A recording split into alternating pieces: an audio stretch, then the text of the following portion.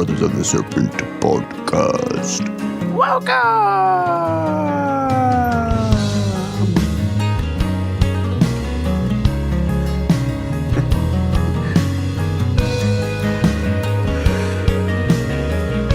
And welcome back, ladies and gentlemen, boys and girls, angels and demons and monsters and serpents and scarptards and everybody else. All you Adamu out there. This is Brothers of the Serpent podcast coming to you not live from the 10 by 10 by 10 tangent cube of science, where we have very successfully, I think, recently controlled the tangents. Snaking it up. Snaking the tangents, making sure that there's just one. Like a snake. Just one. Snakes have a hard time with tangents. They can only handle one at a time. Yep. So I've gotten, over time, had a lot of feedback about Manuscript 512, which is the infamously worm-eaten, very fascinating and incredibly frustrating document about ancient shit in the Amazon. So I thought we would start with actually reading the text of that document, because it's fascinating. And when we talked about it before, I kind of just was like, yeah, so it was like this, and I gave this story of how I gave what I remembered of the story of how it came about to be, and then I sort of kind of off from memory just tried to describe what was in it. But the document itself is fascinating enough to where I think we should just read it verbatim on the show. The only problem is the parts where the worm ate stuff. Yeah. Best pyramids. All the best pyramids are eaten out of this document. Speaking of pyramids, did you see that story where like this 8.5 mile pyramid was found at the bottom of the Pacific Ocean? No, what? Like off the coast of Mexico? How did I miss that? On Google Earth. My weird news feed. I didn't see that. Where did you see that? It's like it's on Google Earth. Somebody spotted this structure down at the bottom of it's off the coast of Mexico. Oh, okay. And it's like, it's anywhere from like 3.5 to 11 miles across. Yeah, on okay. one side or whatever. I didn't see the story, but I'm familiar with the structure. Some people are like, it's a UFO. These people in the comments are like, no, it's not, because it's not flying. A USO? It is unidentified. Yeah. And it's an object. It could be a USO. But it's not flying. Right. Wait, is it a USO? Yeah, unidentified submerged object. Yeah. Right. Okay, so no, I'm not familiar with the story, but I just read it on the Dredge today. think that I'm familiar with it because back when I was doing the whole, I'm a Facebook archaeologist armchair guy, and I was in all those groups, one of the groups that I was in, it was like this group grew out of all the other groups, so it was kind of like you had to be invited into it based on your, so the stuff you did in the other groups that were more open to anybody joining, people would see the stuff you posted or how you interacted, and they would say, hey, do you want to join this other group that's sort of more, exclusive? Yeah. So I was in one of those, and, one of the, and so in there, people were freely sharing things that they had discovered, that they thought maybe a discovery that they had made. I guess somebody just figured out, maybe somebody else just discovered it again, or somebody just figured out that someone has discovered it because it was in the news today. So if it's the same one, I don't know, but I remember that in this group there was a girl in there, and she was like, "Okay, guys, I fucking think that there's this giant pyramid on the ocean floor," and I remember it being. I kind of remember it being near the Americas, but I don't know if it could be off the coast of Mexico, but it was kind of near the Americas. Yeah. And I remember going there on my Google Earth and looking at it, and it's a pristine pyramid shape. I don't know if it's the same one, but what she showed us was definitely you're on the ocean floor and there's this pyramid, and I was like, and they were all everyone in the group was like, oh my God, this is badass, holy crap, blah, blah, blah, and I'm looking at it and I'm like, I don't think that's real. And so I eventually just said, I was like, look, the way Google Earth makes their three-dimensional landscape, so they cobble together all these pictures, and the software is trying to extrude into the third dimension things based on elevation information that they get from old maps, or like Sonar shit. Yeah, sonar stuff from ship crossings across the ocean. That's why when you back out and you're looking at the ocean in Google Earth, if you have the wave effect turned off so that you can just see the floor. Yeah. If you're kind of backed away, you'll see these weird lines kind of crisscrossing the ocean floor, and those lines are just areas of higher resolution where a ship dragging a sonar package has crossed the ocean. Right. And so it's the ocean floor is full of holes of data and other weird anomalies, and so you'll see these weird spikes and other things. And so I was like, I don't think that's a real pyramid. I just think that that's an artifact of the software trying to, like, somewhere in that flat plane, there's one anomalous really high point. Yeah. Right. And so it's just connecting the nearest, making a pyramid shape. Yeah. Well, maybe this will draw more people to go over there and hit it with some sonar. Yeah. Better data. Yeah. So, and again, I don't know if it's the same one. I'll have to look that up to see. But I remember looking at it, and the tip of this one that she was showing us was humongous, and the tip of it came to within 150 feet of the surface of the ocean. Yeah, I didn't have all that information in the story, but right. I'm just remembering it. I remember looking at. I've got screenshots of it. Well, I did before my hard drive failed. Yeah.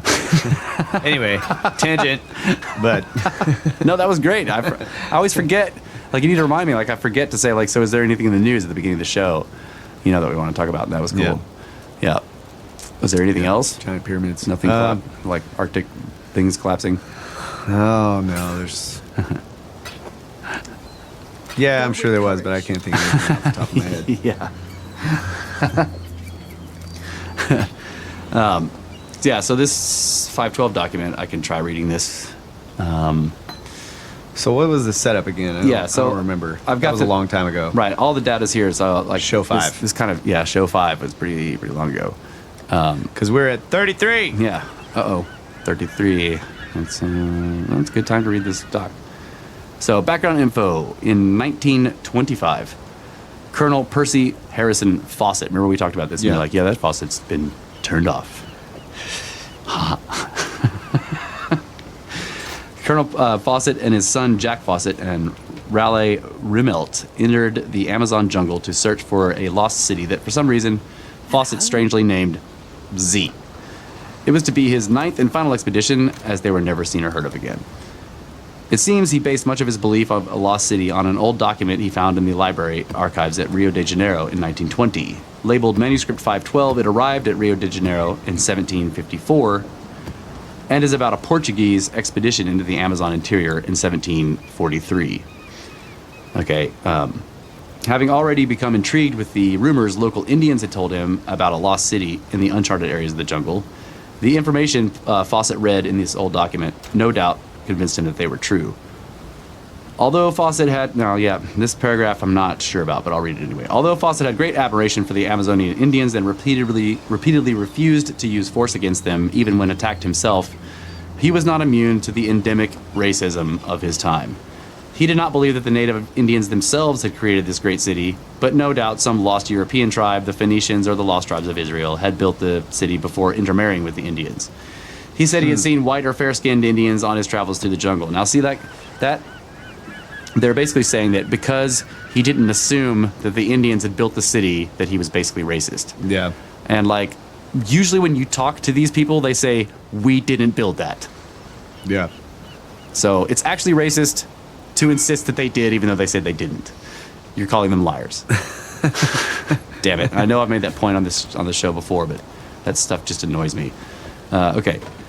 Presumably worried that someone would steal his chance of a great discovery, Fawcett was given to secrecy and cryptic notes where the lost city was concerned. Probably the reason he named it the nondescript Z, just to keep it secret, I guess. I don't think that's true. He theorized this lost city was located in the Mato Grosso region of the Brazilian Amazon jungle, between the upper Xingu and Tapajós rivers. Probably not saying those right. In this in part seems to be true, as he was last seen alive in this area at a place he named Dead Horse Camp. Now, I did talk about that.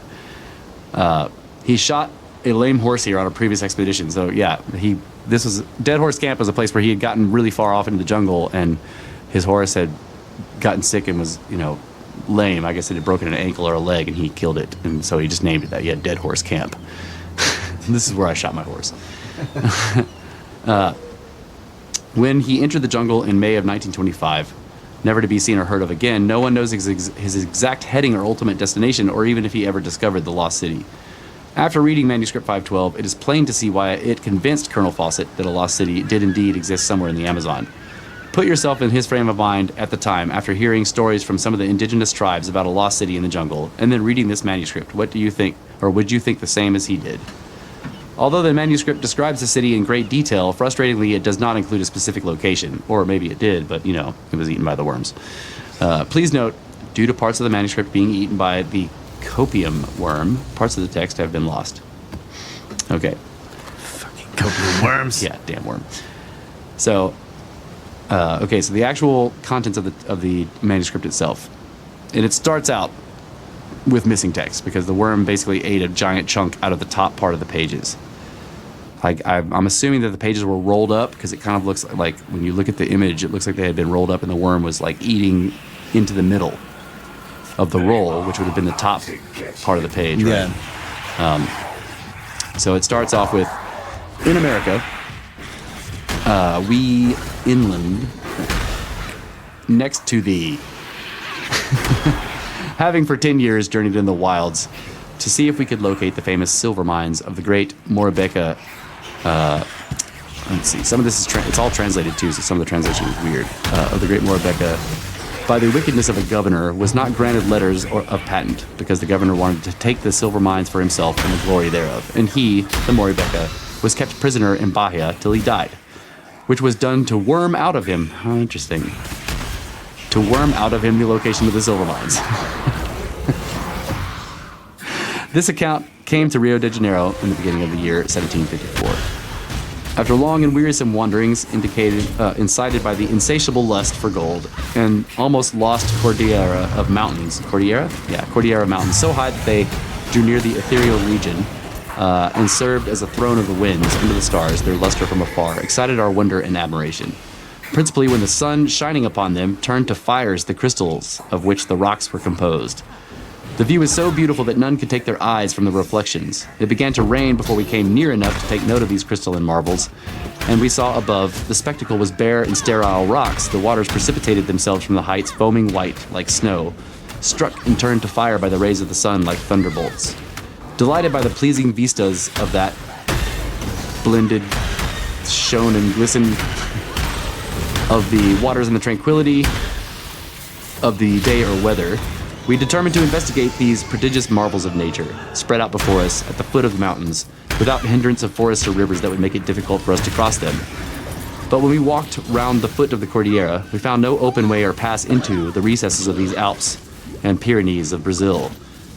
So there resulted for us from this disappointment an inexplicable sadness. We grew weary and intended to retrace our steps the next day, when it came to pass that one of our Negroes, gathering dried sticks, saw a white deer, and by that accident, as it fled away, he discovered a road between two sierras that appeared to have been made by man and not the work of nature. We were made joyful by this discovery, and we started to ascend the road, but found a great boulder had fallen and broken all to pieces at a spot where, we judged, a paved way had been violently upheaved in some far-off day. We spent a good 3 hours in the ascent of that ancient road, being fascinated by the crystals, at which we marveled, as they blazed and scintillated in many flashing colors from the rocks. On the summit of the pass through the mountains, we came to a halt. Thence, spread out before our eyes, we saw in the open plain greater spectacles for our vision of admiration and wonder. At the distance of about a league, as we judged, we saw a great city, and we estimated by the extent and sight of it that it must be some city of the court of Brazil. We at once descended the road towards the valley, but with great caution would be, in like case, ordered to explore by quality and, if so well as they had noticed, smokes, that being one of the evident signs or vestiges of the place. 2 days we waited, wondering whether to send out scouts for the inn we longed for, and all alone we waited till daybreak, in great doubt and confused perplexity of mind, trying to guess if the city had any people in it. But it became clear to us that there were no inhabitants. An Indian of our band determined, after 2 days of hesitation, to risk his life in scouting by way of precaution. But he returned, amazing us by affirming that he had met no one, nor could discover footsteps, nor traces of any kind of any person whatsoever. This so confounded us that we could not believe we saw dwellings or buildings. And so, all the scouts in a body followed in the steps of the Indian. So I want to break there and point out, like, they had an Indian tracker, right? A native tracker. And when that guy went down into the city, the reason when he came back he was sort of terrified was because he didn't just say that there was no people, that he could not find a single trace that anyone had ever been there. Okay? Yeah. Which is, you know, like... Guessing it's really old. Right. That people... It's been abandoned so long that there are no signs at all left that anyone had ever been there, ever. Okay. So, is it clear what the parts where I'm reading where the breaks are? Like, is that... Yeah. I mean, it's annoying, but yeah. Okay. Let's see. They now saw for themselves that it was true the great city was uninhabited. We all, therefore, now decided to enter the place, our arms ready for instant use at daybreak. At our entry, we met none to bar our way, and we encountered no other road except the one which led to the dead city. This we entered under 3 arches of great height, the middle arch being the greatest, and the 2 of the sides being but small. Under the great and principal arch we made out letters, which we could not copy, owing to their great height above the ground. Behind was a street as wide as the 3 arches, with, here and there, houses of very large size, whose facades of sculpted stone, already blackened with age, alone inscriptions, all open to the sky, decreases of observing. By the regularity and symmetry with their terraces open to the day, without one tile, for the houses had, some of them, burnt floors, and others large flagstones. We went with fear and trembling into some of the houses, and in none did we find vestiges of furniture or movable objects by which or whose use we might guess at the sort of people who had dwelt therein. The houses were all dark in the interior, and hardly could the light of day penetrate, even at its dimmest, and as the vaults gave back the echoes of our speech, the sound of our voices terrified us. We went on into the strange city, and we came to a road of great length and a well set out plaza.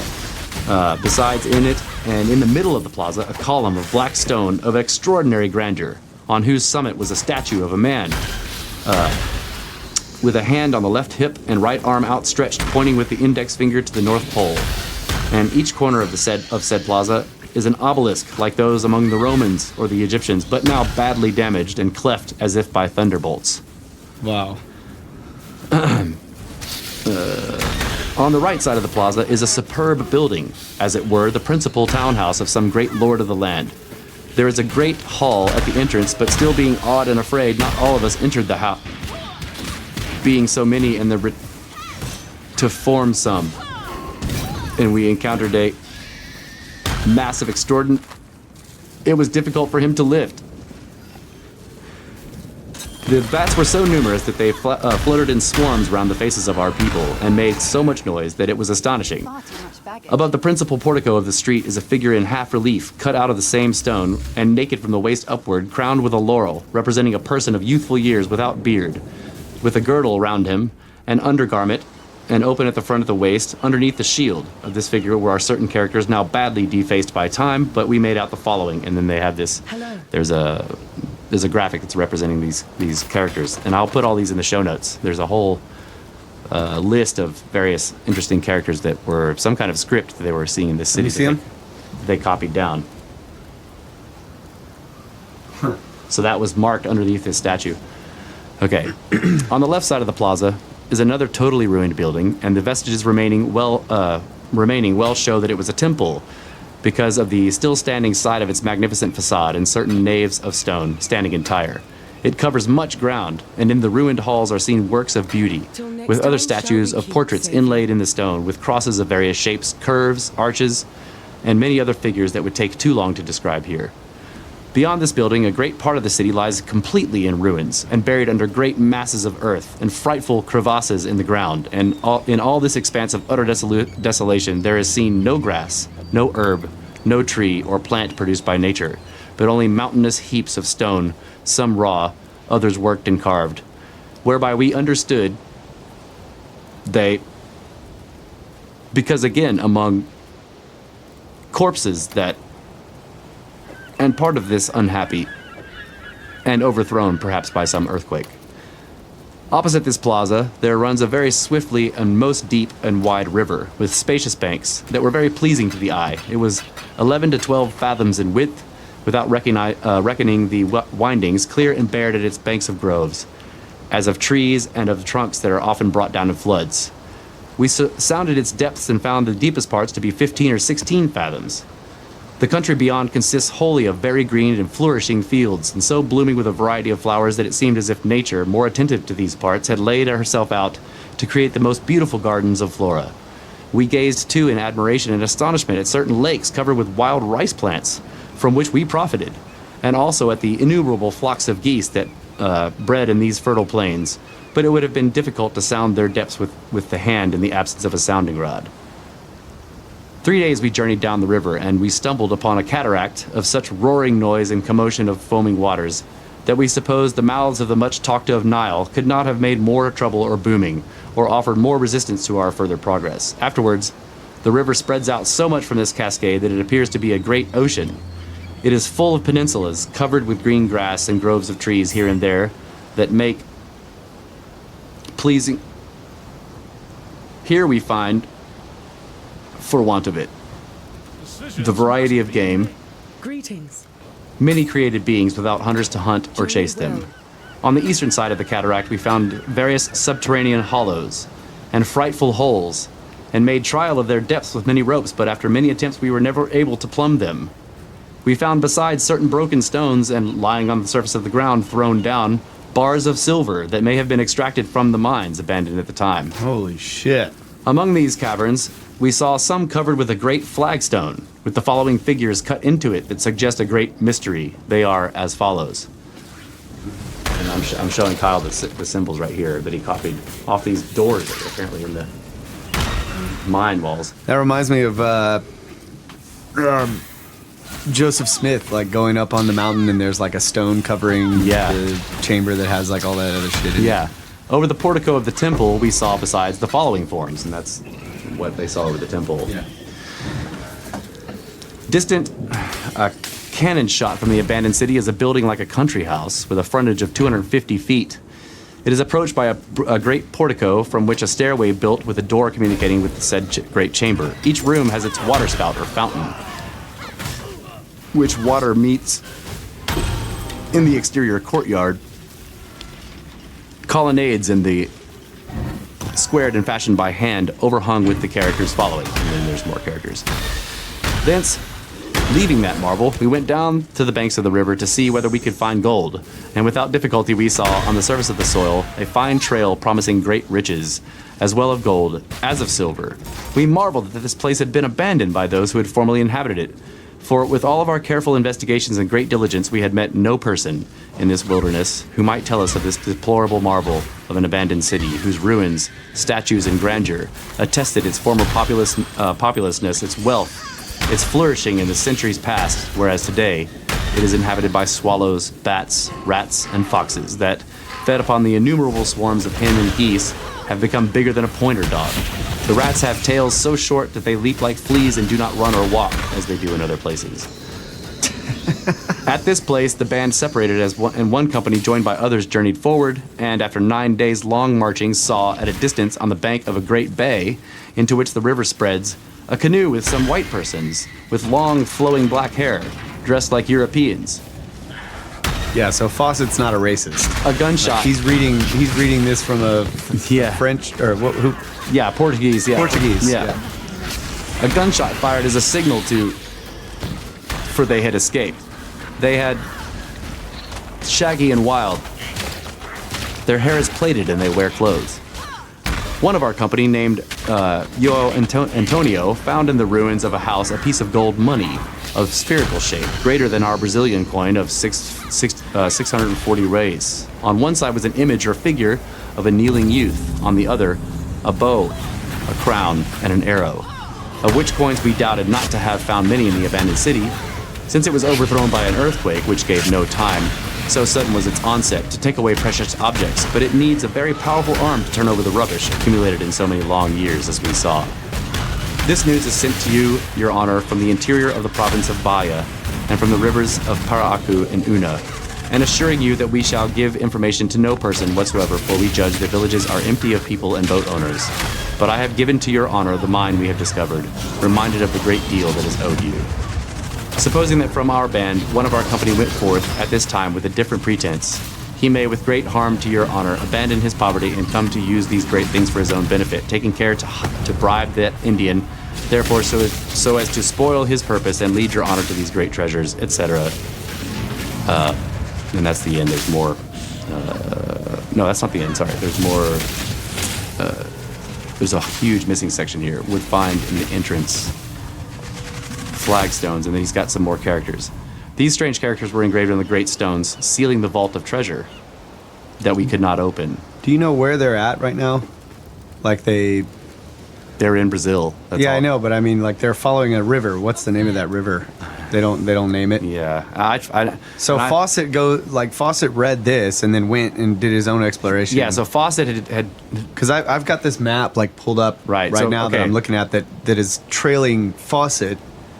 And there's like all these rivers he's got named. Yeah, Fawcett had determined that it was between the Upper Xingu, which is spelled Xingu, and Tapajo rivers, Tapajo. Okay, here's the Xingu. The Upper Xingu and Tapajo. I did this on Google Earth. I went to try to trace, to figure out if I could. I mean, you also got to look at mountains. They walked through a pass. Some ancient road, the road that they went through the mountains was an ancient one. He was like, this was made by man. It's not a. But they said that the enormous flagstones had been buckled, and then there was this huge boulder that had fallen onto it, and it was like obviously incredibly ancient. But it was a big road cut through the mountains, and the mountains are made of crystal. Like I was like, surely I could find this on Google Earth. It ought to be a sparkly, right? And I couldn't find it. But they were saying in one spot where there were like no trees or anything. Yeah, like the area of the city was like just rock and earth, and there was no plants anywhere. But that was like hundreds of years ago, so yeah, it could be fuller forests since we had all the CO2 emissions. You know? Yeah. Forests are growing like mad, growing like crazy. Yeah, that's true. Okay, so there's one paragraph left.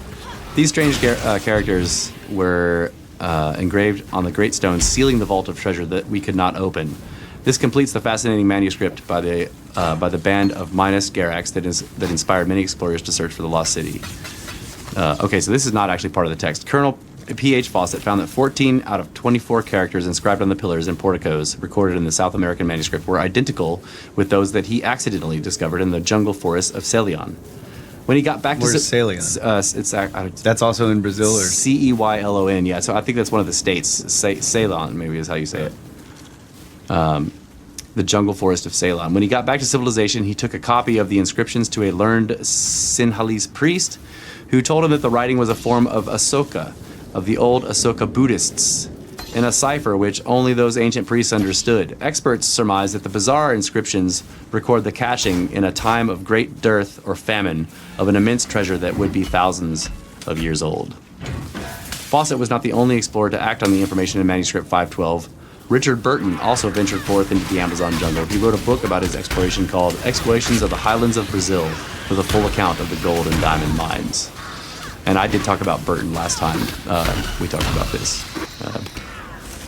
So that is manuscript 512, and it is just absolutely fascinating and incredibly annoying because of the worm. Like right when he's about to. That's the Ashoka. Oh yeah, that does look like it. Script. That does look like it. Like here, check this out. That's crazy. Compare that to those. So we can put these images that we've got here in the show notes. Kyle's got an image of the Ashoka script. Oh yeah. So can we translate it? I can't even do cryptoquip, bro.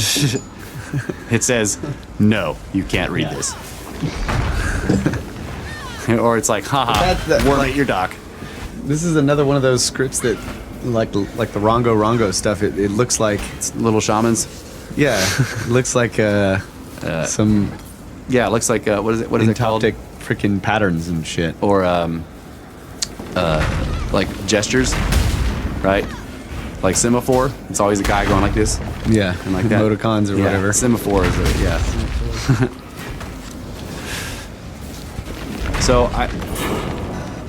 like it amazes me. Like what they're describing there is so enormous. You know, it's so huge. It's just wild that it hasn't been found. The other thing you have to remember is that these guys left from Brazil and were gone for over a decade, right? And they apparently their walk through the city, their walk up into the mountains and then down through the city and down the river valley and, you know, all that shit that they talked about where they passed the mines and the fields and everything. Greetings. That was at the end of their decade-long hike through the Amazons of Brazil. They were basically trying to find the mines of this other guy. Like, he tells the story at the beginning. Like, there was this guy who had these enormously profitable silver mines and gold mines. And the governor of that area wanted to know where those mines were, and he wanted to take them over, and the dude wouldn't tell him. So he was thrown in prison where he died and never gave out the information of where the mines were. So the governor, all pissed off because now the dude's dead and now he's never gonna. He sends this expedition out to find the mines, right? And they don't. They find this city. But they found like these shafts that they couldn't reach the bottom of. That sounds like a mine. Right, but yeah, no, those blocks of silver and shit. Yes, but so the question is was the guy who was thrown in prison mining those, because those were the mines of the inhabitants of the city. Oh, I see what you're saying. In other words, they found these mines and they're associated with the city itself. That's right. Where these people were mining, and they're ancient. They were thinking that this guy had his own mines. Yeah. Okay. Yeah, but of course, after they find this, the idea is like maybe he didn't. Maybe he just had found this place and he was just showing up with bars of silver that were just laying around on the ground. And maybe that's why he wouldn't tell the governor, because he was like, no, you know, like this is a secret. Like, it's an ancient city, not a mine. Yeah. I don't know. But it just makes you want to go down there and find it. Like, yeah, I'm like, I could find this. I could totally find this, right? I can't believe that. I mean, you know, Fawcett couldn't find it. Pfft, I can find it. Yeah. All right, we got to take a break. Yeah, we do. Yeah. So we'll be back with more snakes. And worms. Snakes. And worms.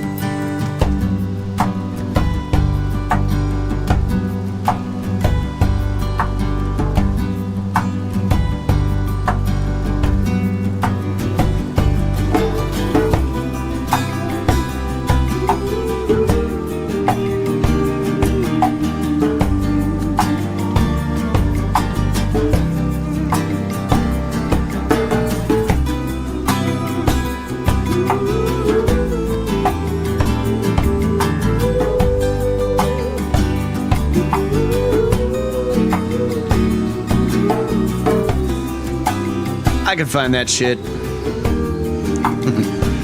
Just give me millions of dollars and I'll go down there and find it. Yeah. A couple of bulldozers. Yeah. A couple of D12s.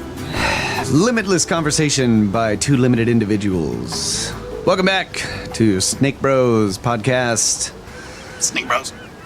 Forever detangentizing the 10 by 10 by 10 tangent cube of science, where we theorize, hypothesize, speculate, pretend armchairs.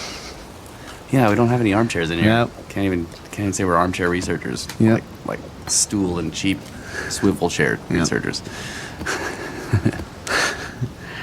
I am a swivel chair researcher. Yep. Rolly chair.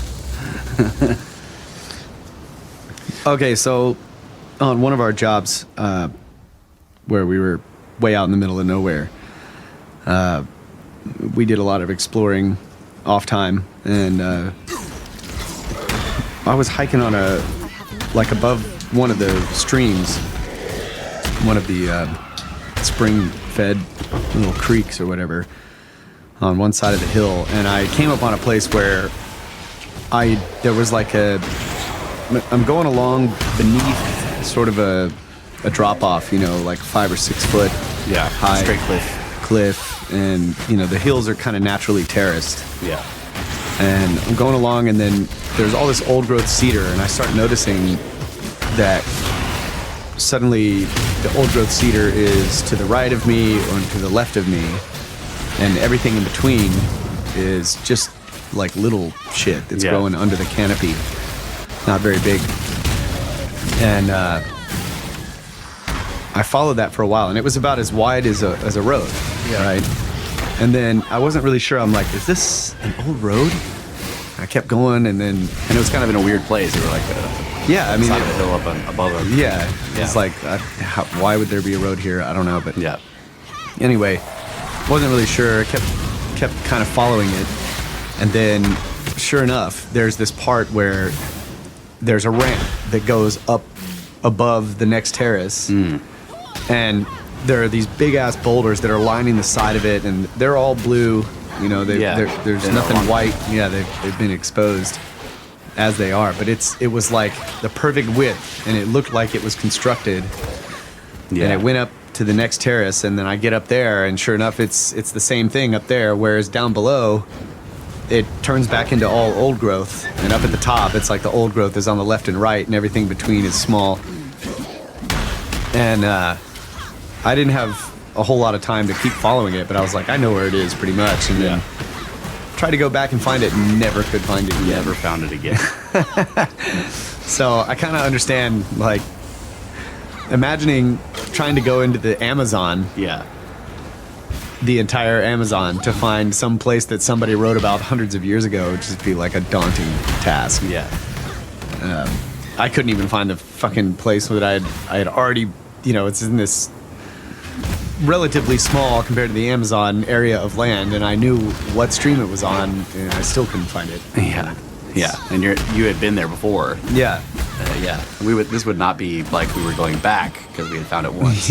We would be trying to find it, and it is kind of strange that the guy never really tells you where they were, but he probably didn't know. But that's what I'm saying. Like how like I'm trying to tell you where I was when I found the road, and it's like I was in the woods. I was like up along the side of the stream. I think I was like a couple of terraces above the water. Yeah, we spent a lot of time looking for that road, and I never saw it.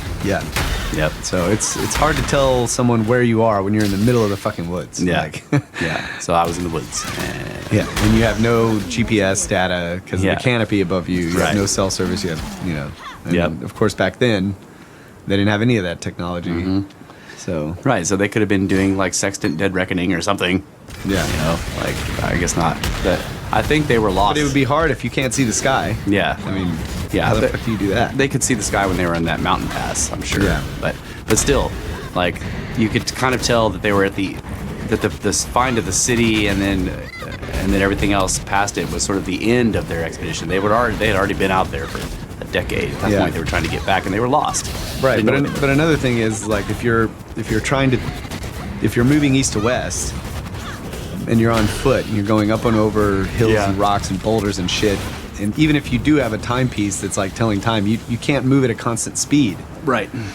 And it's hard to tell when you're going up a hill how far east or west you're actually going. Yeah, you wouldn't be able to give a good longitude, but you could give it latitude. Not that would help. Without a longitude, you just have one line of the cross. And you don't have the other part of the X. So go to the Amazon on this line it's somewhere on this line of latitude. In the Amazon.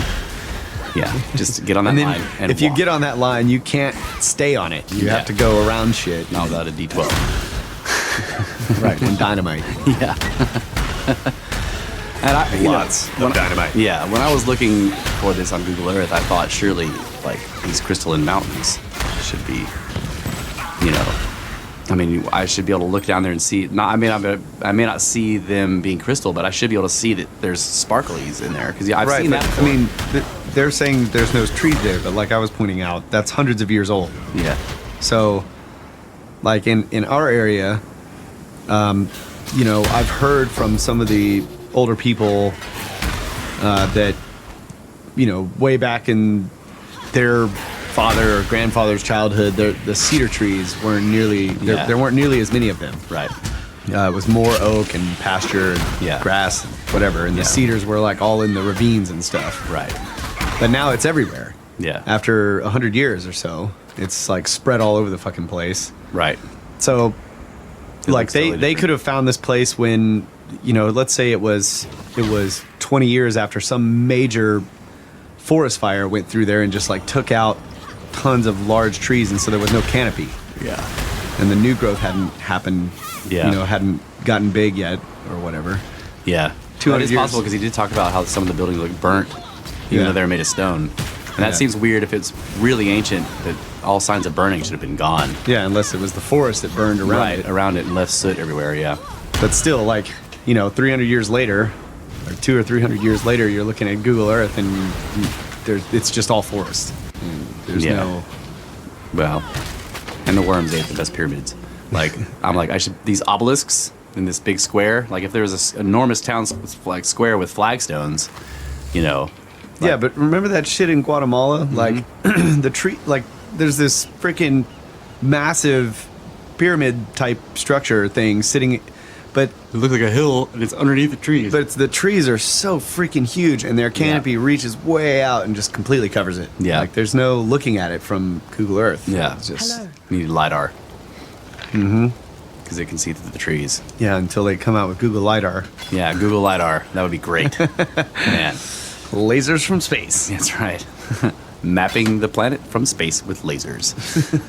That would be fucking awesome. Yeah. Yeah, but like that's just like what could that have been? Like, if you're just thinking like, okay, so let's just assume that for the sake of discussion that the city was real. This is a real place that this guy found. We're talking about advanced. This is advanced, He thought he said that when they were up on the mountain pass and they were looking down at it, they thought, wow, we're back at this is one of the capital cities of Brazil. They thought they were back at civilization. Yeah.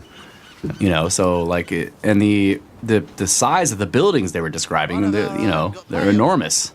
For a place you might 250 feet across, a stone building, like that's pretty big for a single house. That's not a hut. Sweet hut. Yeah. Hut, sweet hut. But I mean, it doesn't seem far-fetched to me that it would be, something along the same timeline as like Tiwanaku. All the stuff on the eastern coast. Yeah. Or wait, is it the west coast? The west in coast. Peru. Yeah. Going all the way up, Yeah. Over there, like there's that, is it the Andes and Yeah. all that stuff that's like pushed way up those big plateaus that are just way up there, high elevation. So there's no trees, so it's easy to see all that shit. Yeah. Yep. And even like the Nazca lines, like On that plateau. somebody's flying over it, and they're like, "Whoa, look at that!" you know? Yeah. I mean, you could fly low over any area in that region and see those structures because they're just sitting up there. It's Right. above the tree line. It's like desert almost. Yeah, that's true. It is desert. Yeah. Where in the Gothic. Amazon, it's like, Yeah. let's say, like Pumapunku, Tiwanaku, all that shit. Cusco, Sacsayhuaman. Yeah. They're all from. Let's say they were all from the same time period. Like Roughly. Yeah. 10,000 years ago or Yeah. whatever. If they were down The Amazon basin could have been totally different. It could have been free of all that crazy rainforest shit, just depending on the climate. Yeah, and like there's lots of evidence now that it was because like they keep clear cutting large swaths of the Amazon, and it's annoying the environmentalists because they like to say that the Amazon is the lungs of the planet. And that by clear cutting it, we're destroying the planet. Wrong. The ocean is the Right. lungs of the planet. Right. The ocean algae are the lungs of the planet. They make 99% of the oxygen. And most of the live things on the planet don't breathe oxygen, so they don't need those lungs. And it's like they're breathing CO2, the ocean algae, but they're also making shitloads of it. Right. Yes, they are making shitloads Because of it. they're taking it all in and storing it. Yeah. And then dying and falling down to the dying and then methane gas. Yeah, that's right. They actually are a big reason why the CO2 gets stashed in the sediment. Yeah. Like there's this misnomer that there's a carbon cycle. There kind of is, but that's the small part of what's really going on with carbon on this planet. Most of it comes through once and gets stashed into the sediment. I've got this map, or just a satellite America. image of South America. South America, and it's like the western strip where from north to south, where we find all these badass ancient sites. Yeah, it's clear. It's like It's a desert. Yeah. And it's just this tiny strip that runs north to south, and all of the rest of South America is just Amazon freaking basin. Yeah. green. Yeah. Dark green down low. Yeah. So the Amazon basin, like, so you could see the Andes there. Those are the mountain. That's the mountain chain that runs along that ridge. It just drops off like 10,000 feet into that Amazon basin right there. It just fucking falls down into the jungle. There's just this wall. They may have been near that wall. You know, I mean, I know that's pretty far from Brazil, way over there, but that's what I was thinking when I was looking through this. I was like, they found a pass, an ancient pass up into the Andes Mountains. He was calling them the Cordilleras, but I don't know. But anyway, they're clear cutting the Amazon, which pisses off these environmentalists because it belongs to the planet. But they keep finding these massive earthworks. Once they've clear cut, so they've come through with the biggest machines they can find and the largest amount of dynamite. You know, I've read a lot of people down there that like once you live in the jungle, all you want to do is find the hugest piece of machinery you can and drive it into the jungle. That's right, and drive it into the jungle and flatten it. So they're doing that, and they're doing it because they're trying to make farms, right? Like the jungle is a very inhospitable place for farms, and actually, the jungle is so absorbent that the soil itself has been utterly depleted below it, right? So once you clear cut the jungle, you've got to wait for a while for the soil to kind of replenish itself so that you can grow anything there, because the trees are just like, you know, and all the nutrients are gone. But what's interesting is they're clear cutting these huge swaths of the Amazon. Well, relatively huge. They're not, you can't even see them on maps, but like if you're looking at it, it's like, well, they've cleared all these like thousands of acres. And you look, and you're like, oh, you mean that little tiny dot inside of that enormous green swath? Yeah. But they find these massive earthworks, like so big circular berms, you know, huge squares, basically. So like a big berm that's a square, you know, like a and these are all under the jungle. It's like once they've clear cut all the trees and pulled all the roots and everything, the stumps out, they find these earthworks, which implies what you just said, that there was a time when the jungle wasn't there and people were building massive things there that are completely gone now because the jungle has just destroyed them. But all that's left is like not even the foundations, but what's left of the pad that they made to put the foundation on. Dude, it's crazy how well just the slightest bit of vegetation can camouflage some subtle earthworks like that. For example, we worked on this property that had two springs on it that converged into one at the edge of the property, and there's like two hills on either side after the springs merged together. And I had found arrowheads around that area, like you know, quite a few, and was looking for an Indian mound, and just for years I was looking for Indian mounds. I'm like, I know they're here. Can't find them. And both of the hilltops on either side of the stream were cleared. Yeah. But I could not find the Indian mound at all. And then we did a controlled burn of the grass, of all the grass pastures on the property. And we burned all the grass, and I'm like walking around on these two hilltops where we were burning the grass and everything, and still didn't see shit. And then it rained, like we leave, and then it rains like, you know, within a week or something. And I come back, and I go up on the hilltops. Now that all the grass is burned and all the ashes are gone, I see two freaking massive Indian mounds right there where I'd been walking over them all this time and never seen them. Yep. But they were clear as day. When the grass was gone, I was just like, holy shit, there's a freaking mound right there. Right, and the grass that we burned was, you know, on average 1.5 feet, 2 feet high. Right, and thick. But the roots of that grass like grow over top. Yeah. And like you couldn't even feel the rocks under your feet. Right, because the root balls of the grass were really thick too, So once we had burned it down to the dirt, and then the ash was washed away, you could totally see these two mounds like right there. So I'm not advocating burning down the Amazon, but we should burn it down. We should probably burn it down. Like, well, look, we got to find this ancient shit. Yeah, we need to know. I mean, what's going on? We have to burn this. It's clear that the jungle, like, took over from us. Right. So we were there first. We can burn it down. Yeah, the jungle is not indigenous. That's right. We are. We were indigenous. Like, we dig beneath the jungle and find us. So we need to burn it down. All of it. Yeah. So what's the I remember in I can't remember if it's Magicians of the Gods or Fingerprints of the Gods, but he talks about Lake Titicaca. Yeah.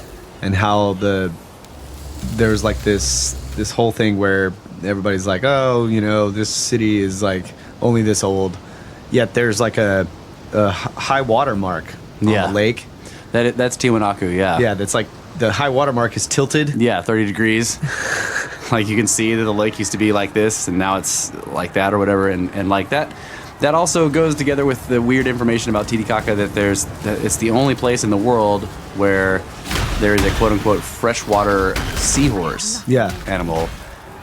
Nowhere else is there anything like that. And there's actually a lot of other marine analog life inside the lake, which really implies that there's like a freshwater shrimp and it kind of implies that it's like a tidal wave puddle. Yeah.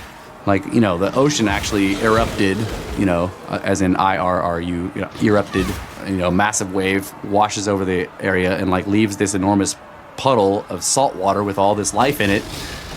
But then over time, because since it's now no longer the ocean, which has a constant source of salts from all the outflows of rivers, from all the continents, that's where the salt from the ocean comes from. These rivers are like eroding salts away from the minerals as they flow, and they dump into the ocean and pour all this constant salt in there. And then why is it that when you're at the mouth of a river at the ocean, or not the mouth, but like where the river goes into the ocean, the river's fresh. Right. The rivers are. That doesn't make any sense. Yeah, the rivers are fresh, but the ocean is the last basin. So right. So it's collecting all the salt, and then it's evaporating.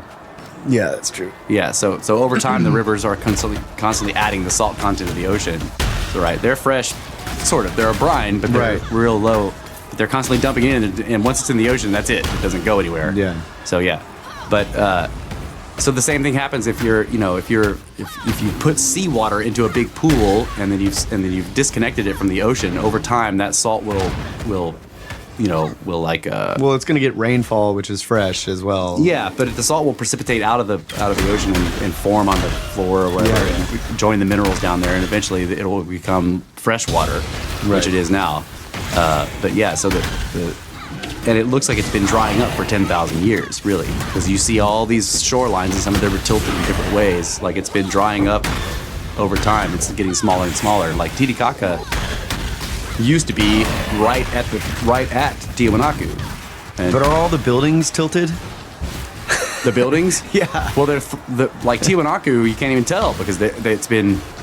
All the enormous blocks have been thrown like some giant baby came through there and kicked everything down. So they probably were. Giant baby. Yeah, it's a bad image.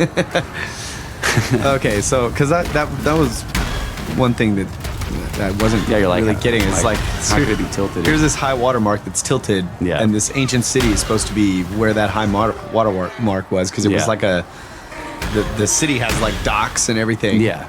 So I'm wondering like. Well, but is everything in the city tilted? Well, when you look at it now, it doesn't look tilted, but everything now is not as it was when they found it. Everybody's been dragging blocks around and trying to build it back up, right? So it's flat now, but damn it. Yeah, it's not in situ. Like, but what's interesting is like they've been digging on it recently, like after the ancient alien stuff that visited that site so often. Peru and Brazil. Is it Brazil that's next to it? It's Peru and. Yeah, I think it's Brazil. But they basically realized, okay, so we got a good tourist trap here, okay? Yeah. So their idea immediately is the wrong one. Let's go out there and build it, right? Rebuild it. I'm like, that's not what tourists want, dude. They want to see the blocks stuck out of the mud, and they don't want to see what you think the city used to look like because you're going to get it wrong, right? But anyway, their idea is like, well, we should go out there and dig it up, and so they have been doing some good work, and there's pictures now that you can find online where they've been digging these trenches, which archaeologists will make these long grids of trenches, right? Because they're looking for the rest of it. Obviously, most of it is not there. And what you see is these trenches, they're digging and they find a stone block, and they leave it where it's sitting, but they dig around it. Yeah, they dig around it. So like the block is all tilted and it's got a little pedestal of mud still holding it up. Well, it's dried out now, but so you get the idea. You see all these blocks that are all in these tilted positions, and held up by mud or whatever, and you start to see the structure not of the destruction, right? That this enormous wave came through, and the bottom of the wave was carrying tons of sediment and mud, and just like, and like it was enough force to completely destroy the city, and then it leaves all these heavy blocks down at the bottom of the wave part stuck in the mud in these various attitudes. Dude, I wonder if the high water mark that's tilted. Oh no, that wasn't making What's sense. weird is that they're trying to say that the source of the wave was the lake. Right.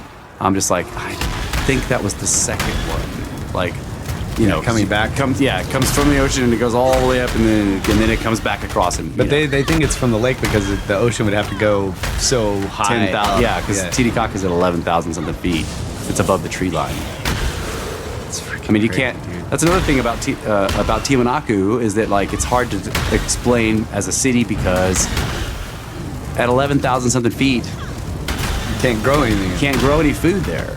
Like none of our crops would work at that level. Now the locals, the Aymara people that are there, they do have certain really hardy grasses, grains, and shit that they can grow, but those aren't enough to feed a city of that size with all the people that you need, and especially not the workforce that would build that place. But if it was, say, before the end of the last ice age, and there's glaciers everywhere, and it's just a totally different climate, Yeah, but it's weird though because if you just assume into the last ice age and you don't drastically change the land, then that would put it even higher above sea level because the sea level is so much farther down during the ice age. It would be 400 feet further down below where it is now. That would be even higher in elevation and less air, and so I think the end of the ice age is what changed it. But what happened is like the Andes uplifted drastically, okay, and brought it to that height. And that's part of what threw blocks everywhere, right? There was this enormous like uplift. Yeah. Before that, it may have been down a lot closer. Maybe it have been at sea level, or a lot closer at least. But so I told you that I got this Ivan T. Sanderson book, right? This guy who's like a great scientist who he hates the whole paradigm thing. He's like, this is bullshit. Like what I've learned about science is we fucking know almost nothing, and all these guys in these universities, they all think they know everything, and this is bullshit, right?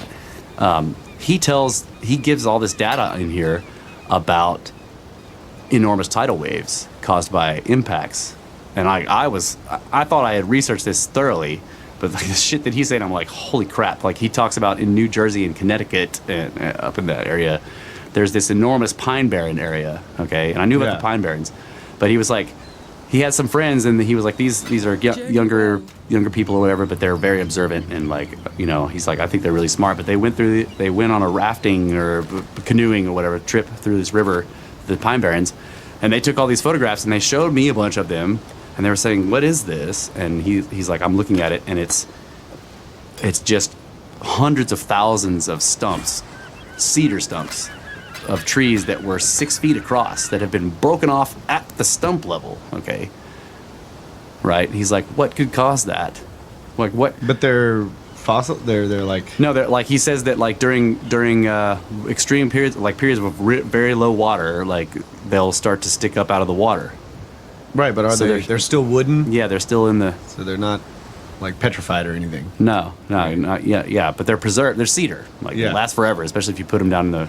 Heartwood, yeah. The heartwood. So he's saying they're like the stumps are like 6 feet across. These are enormous trees, but something has snapped them off, almost at down by the roots part. So it's like at the thickest part, something broke these trees off near ground level, and they're really thick. Like 6 feet of cedar tree is going to be a really hard thing to break. And he goes through all these examples of like people have given explanations like, oh well, it was hurricanes and like he's like, okay, so the strongest hurricane we know of is like had winds going this fast and like gusts that were probably up to 250 miles an hour, and it was running right through this area where it was being channeled, and there are all these enormous old growth trees there, and none of them even fell.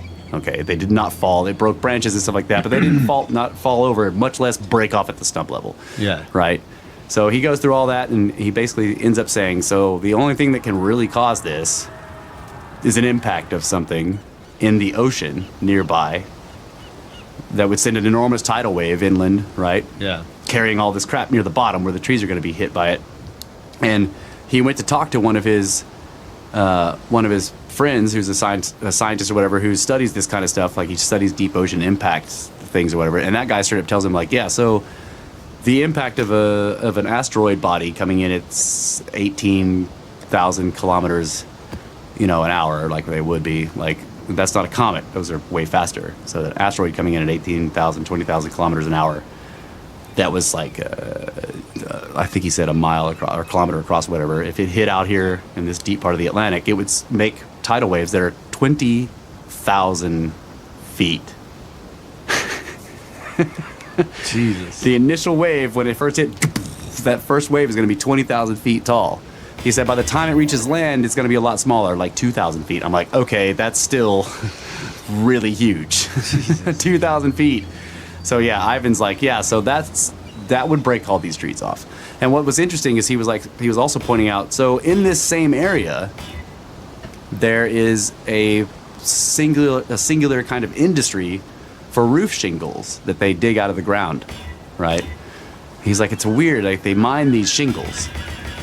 But when you look at them, they're not slate, they look like wood, but they're and so he was like, I went to find out where are they getting these things, because I know they're digging them out of the ground. And he says they're getting them from an enormous deposit of humongous cedar logs that have been shoved into the ground and just deposited there, and they've been petrified, right? And so now they mine them by, like, you get this log or whatever, and you can kind of split it and get this perfect, like, petrified wood shingle out from the tree, and, like, they've been roofing their houses with them for forever. Holy shit. Okay? That's a kick-ass roof. Yeah. Fucking petrified cedar shingles. That's awesome. Yeah. So he was like, so these are probably the trunks that came from the stumps that we're looking at in the Pine Barrens. So the Pine Barren stumps are still above ground, still in this fresh water. East. Yeah, still in this fresh water, and they're not petrified, but the trunks are down. They've actually been shoved underground, like they've been jammed way down. He's like, if you dig down below some of the stumps, you find the trunks down there below them, right? So he was like, basically, this is the idea. This wave comes by, breaks all those trees off, and now they're in the bottom of the wave, right? So that denudes them of bark and rips all their branches off, just so you just have these trunks, like, Yeah. And they're being rolled. Now they won't break or whatever, because they can roll, but they're rubbing against each other and rolling and whatever, and like it pushes them all the way to the extent that the wave goes to. It hits the what is it called? The Appalachians. It's the Appalachian Mountains, rolls them up the mountainside, and then rolls them back down and drags them all the way back out towards the ocean. But once it reaches the area where all the stumps are, right, it just starts jamming them down underground, and they get tangled up in the stumps or wherever, and they get pushed underneath it into the mud. And that's where they all are, is down into the mud under all those stumps and stuff like that. And they've been mining them for shingles for, like I was just like, crazy, dude. Yeah, so that story was crazy and badass, but also the 2,000 feet. I mean, like, the initial 20,000 foot wave went from an impact of a big one. That's a big wave. Yeah. 20,000. They were saying, I had read before that geologists saying, like, the initial wave will be taller than the ocean is itself. The waves will be taller than the depth of the ocean. Right. So like when he was saying, like, so if it impacts at an area where it's 2 miles deep, the initial wave will be taller than the ocean is deep. I'm like, wow, that's over 10,000 feet. Yeah. That's really, really tall. But but he basically says, like, that explains a lot of weird geology all along the east coast of the entire United States. That there's just very strange, like the whole thing with whales up in the mountains. They've, like, when people were coming here, and they're up in Vermont, way up in the mountains, and they find fossilized whale from the recent era. It's not an ancient fossilized whale; it's from the Pleistocene. Yeah.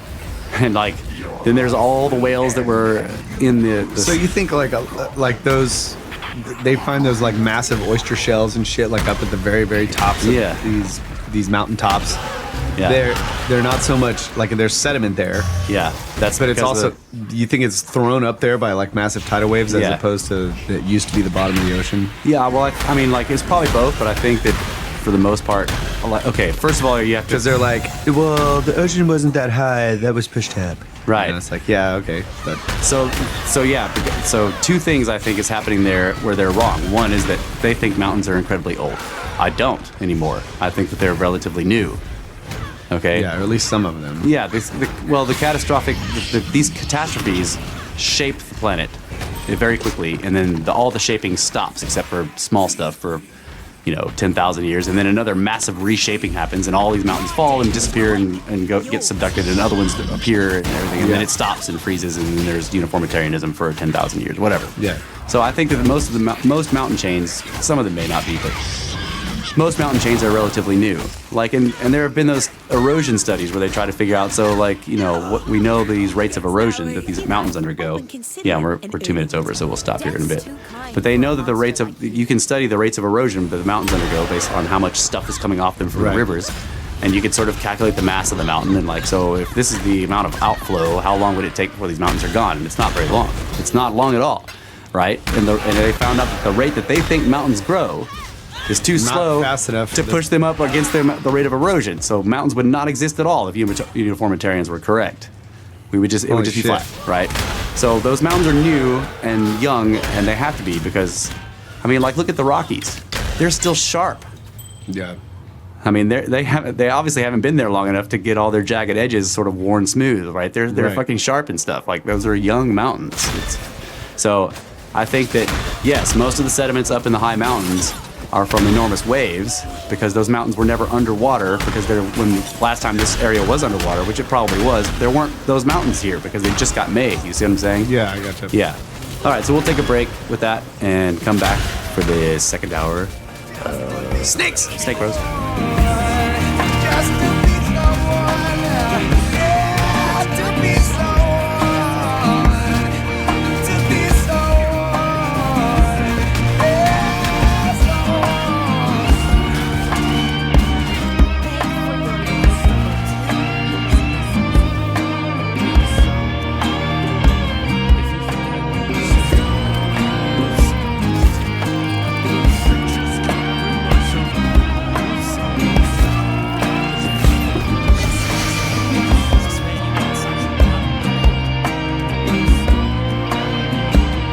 Welcome back, ladies and gentlemen. Half our pyramids tied behind our backs just to make it square. It is Brothers of the Serpent podcast for the second hour. We are discussing gigantic tidal waves and weird ancient lost cities in the Amazon, and we should burn it all down. Yep. Set it on fire. That's right. Set it on fire, burn it down. All you are is that little black stuff right on the edge of the fire, and you have just long enough to say, wait, why am I not burning? And then you will be.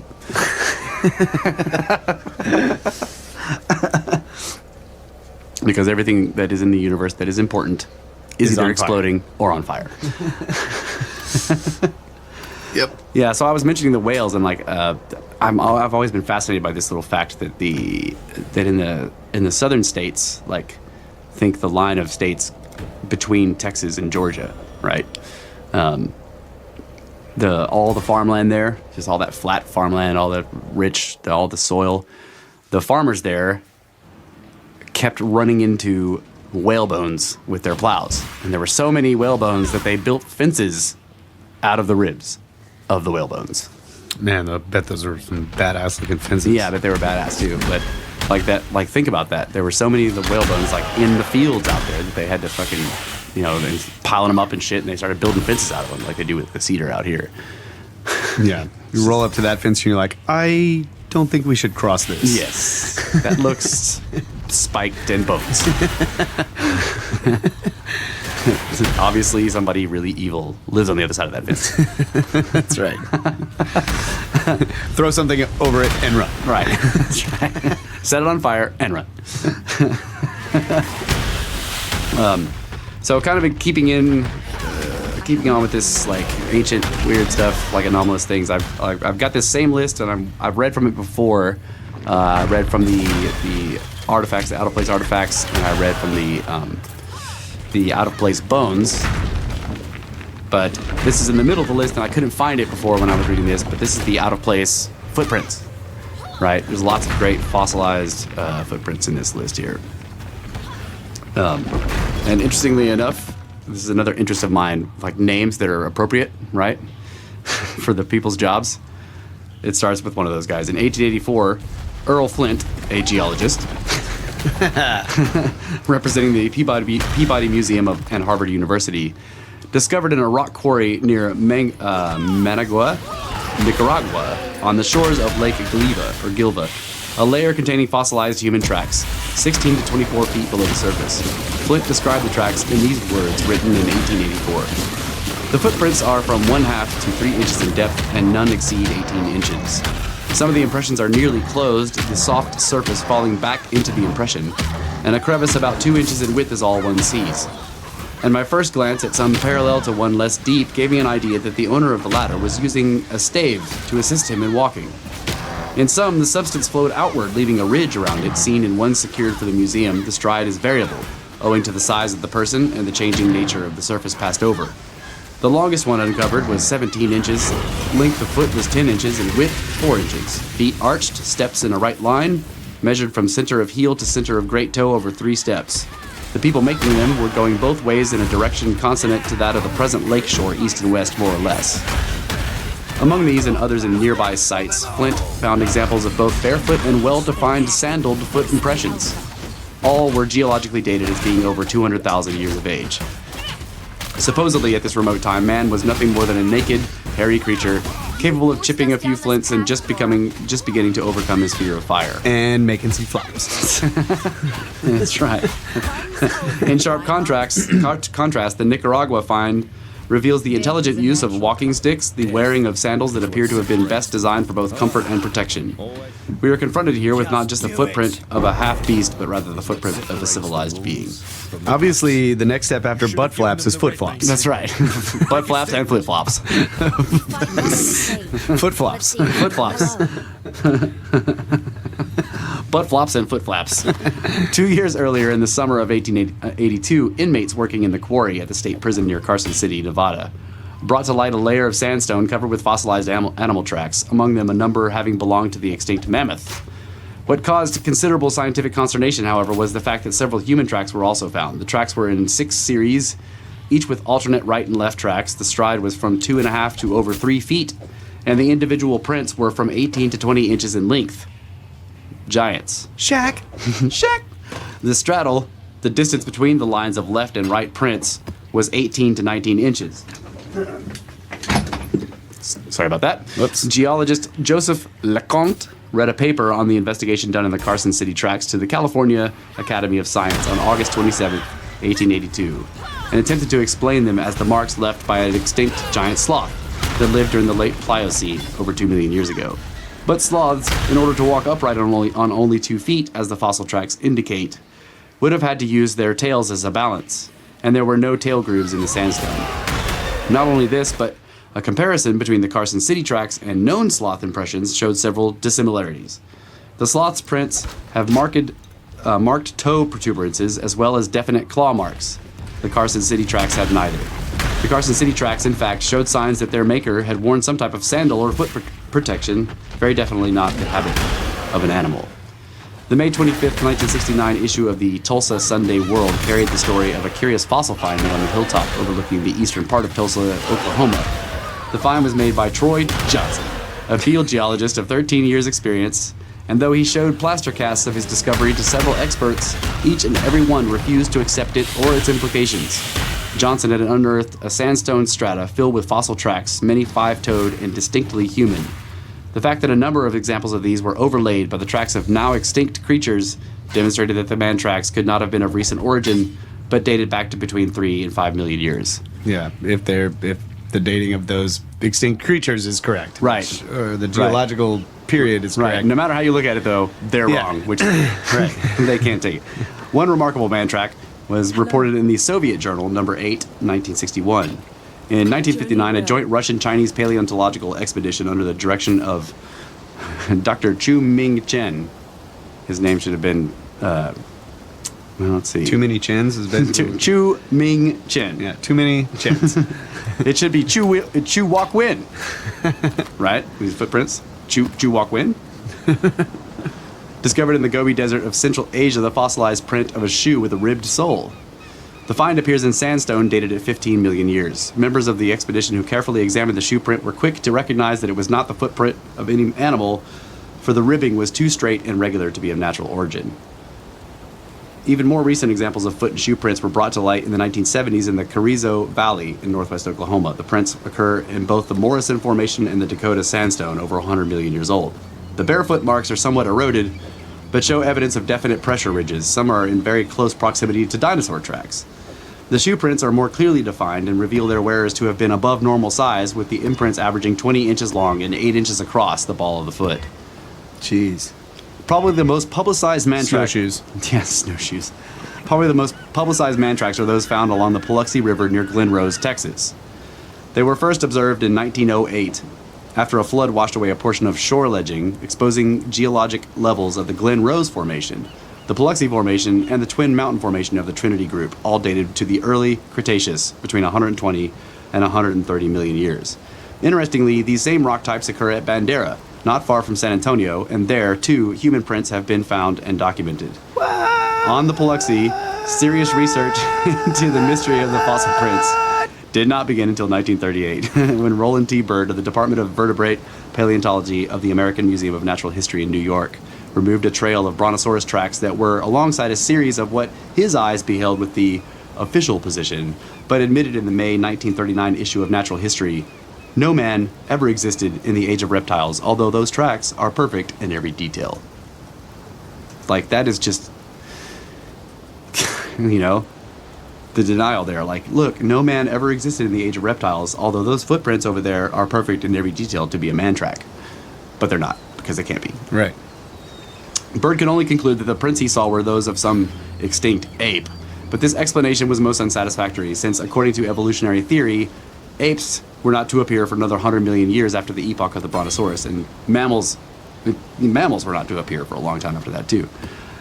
The Paluxy site became a tourist attraction, and during the Depression, the locals began excavating both dinosaur and man prints and selling them for souvenirs. Some of the specimens sold were really hand-carved by the more unscrupulous opportunists, and unfortunately, in later years, conservative scholars were quick to point to these few examples of fakery as the answer to all the tracks discovered. But on-the-spot diggings by geologists and paleontologists have uncovered many new prints found in situ that could not have been hoaxes, for they were discovered deep within the rock layers, and at times several feet back into the Paluxy banks where no fabrication could possibly be made. The sum total of finds along the Paluxy reveal quite a mixture of man and animal types having lived all at the same time. There are heavy brontosaur tracks, the talon marks of the feared Tyrannosaurus rex, three-toed spores of other dinosaurs, and the imprint of a saber-toothed tiger, which was supposed to have lived only a few million years ago, not in the area of giant lizards. As for the human prints, many are found in series popping out of the Paluxy banks in a very natural stride and then wading into the riverbed.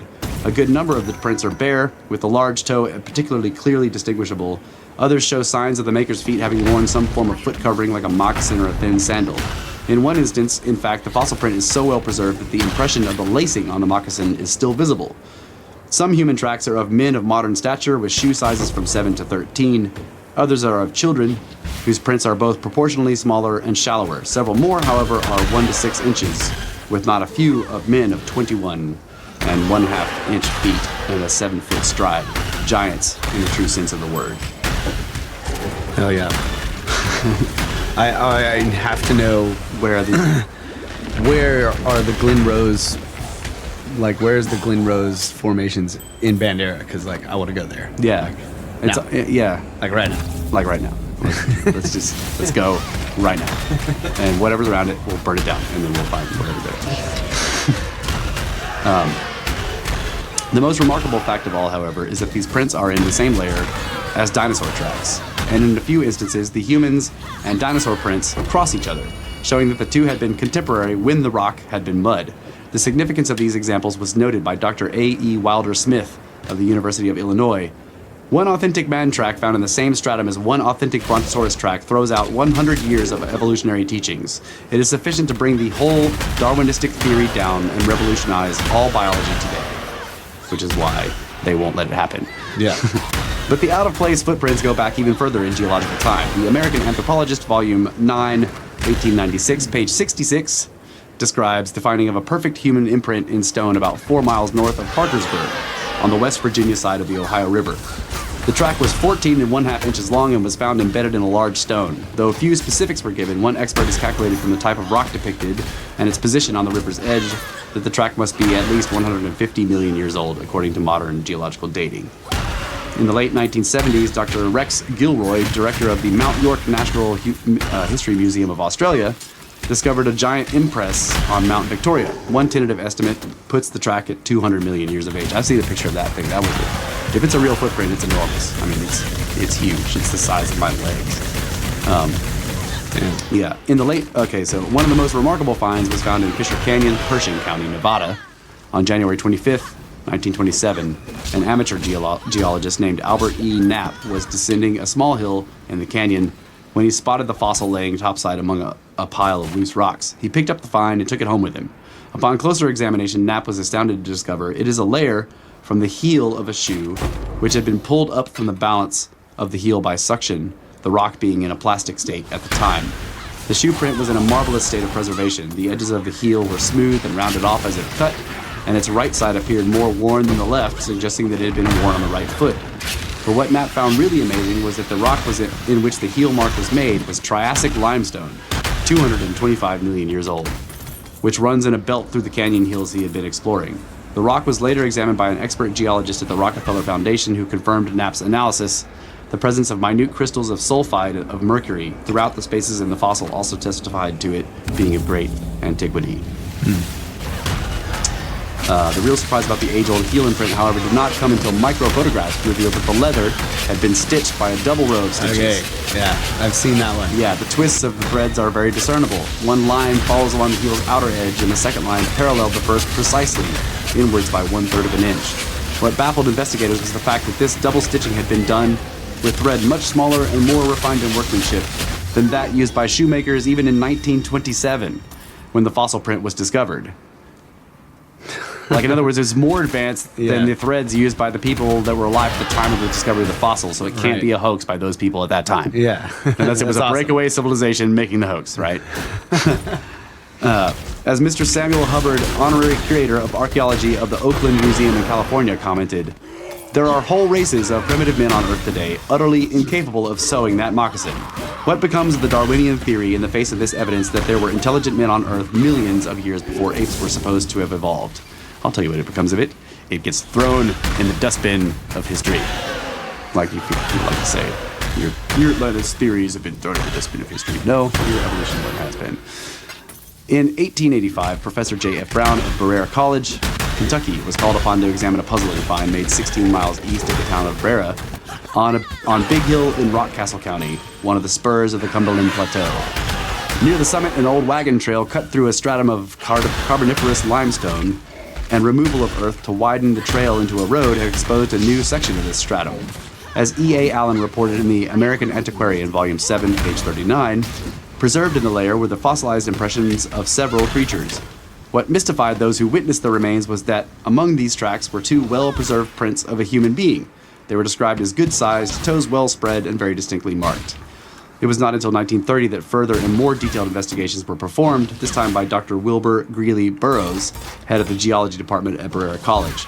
Dr. Burroughs discovered a total of 12 9.5-inch man tracks and portions of others, and confirmed that they had indeed been impressed upon gray Pottsville sandstone dating from the Upper Pennsylvania period, well over 300 million years old. Several geologists and paleontologists of the conservative school, in search of a face-saving explanation, declared the tracks not to be of human origin, but the marks of some as yet unknown species of amphibian. Dr. Burroughs' research, however, proved otherwise. He described the configuration of the tracks in this way, as quoted in the Louisville Courier Journal, May 24th, 1953. Of these, two pairs show the left foot advanced relative to the right. The position of the feet is the same as that of a person. The distance from heel to heel is 18 inches.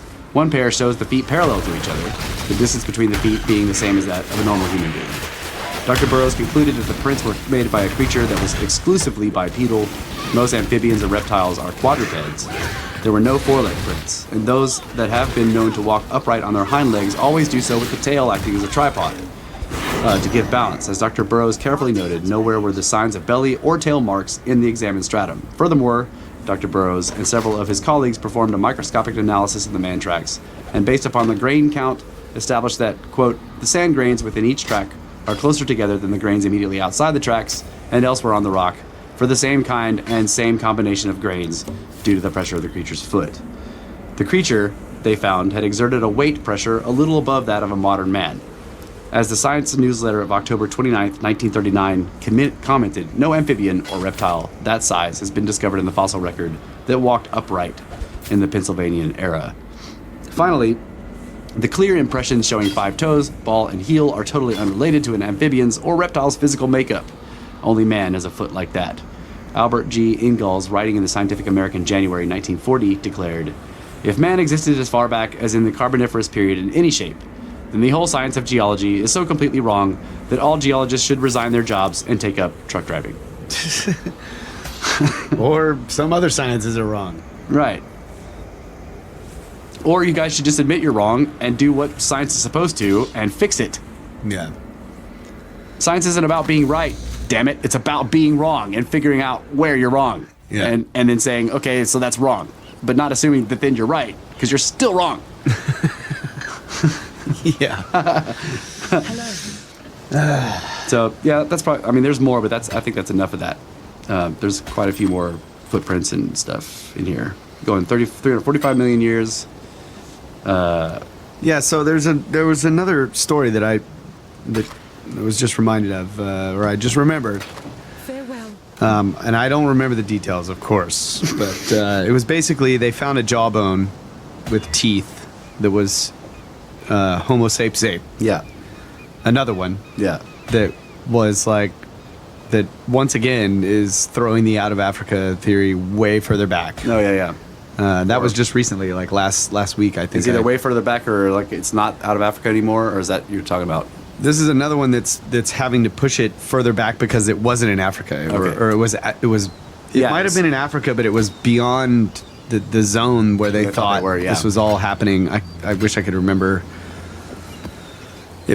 It may not have been in Africa, but the point is that I just skimmed through it real quick, but Yeah. it was another one that's just like, okay, we just found this jawbone. It's definitely man. Yeah. And it's modern man. Right. And it's way older than Yeah. possible in the out of Africa theory Right. as it stands. So they're having to push it back, and it's like they're all lamenting the fact that we're going to have to rewrite the whole thing. And it's like, yeah, you've been avoiding doing that for fucking 150 years. Yeah. Okay. So what you basically need to do is not rewrite anything, but realize that it's all up in the air. Like this is the whole this is the manual for how the universe works, final edition. Right. Like they really want it to be final. Like we don't need to. We don't want to rewrite all these textbooks and all this explanation. You don't want to admit that what you've been teaching, like hundreds of classes of students every year, is completely wrong. Right. Yeah. Like, I'm gonna look this thing up real quick. Because I know that there were two sort of things like that, real close to each other. One was not. Phone's almost dead. 2%. Never mind. One was not in. One was not in Africa, and it pushed the theory back. But they were saying like, this destroys the out of Africa theory. This implies that we didn't come out of Africa. Right. There was the one that was in Europe. Yeah, and then there was another one. You're right. There was another one they found back in Africa, but it was really old, and it was like, yeah, and it was in the wrong place. One jawbone wrong. One jawbone in wrong place.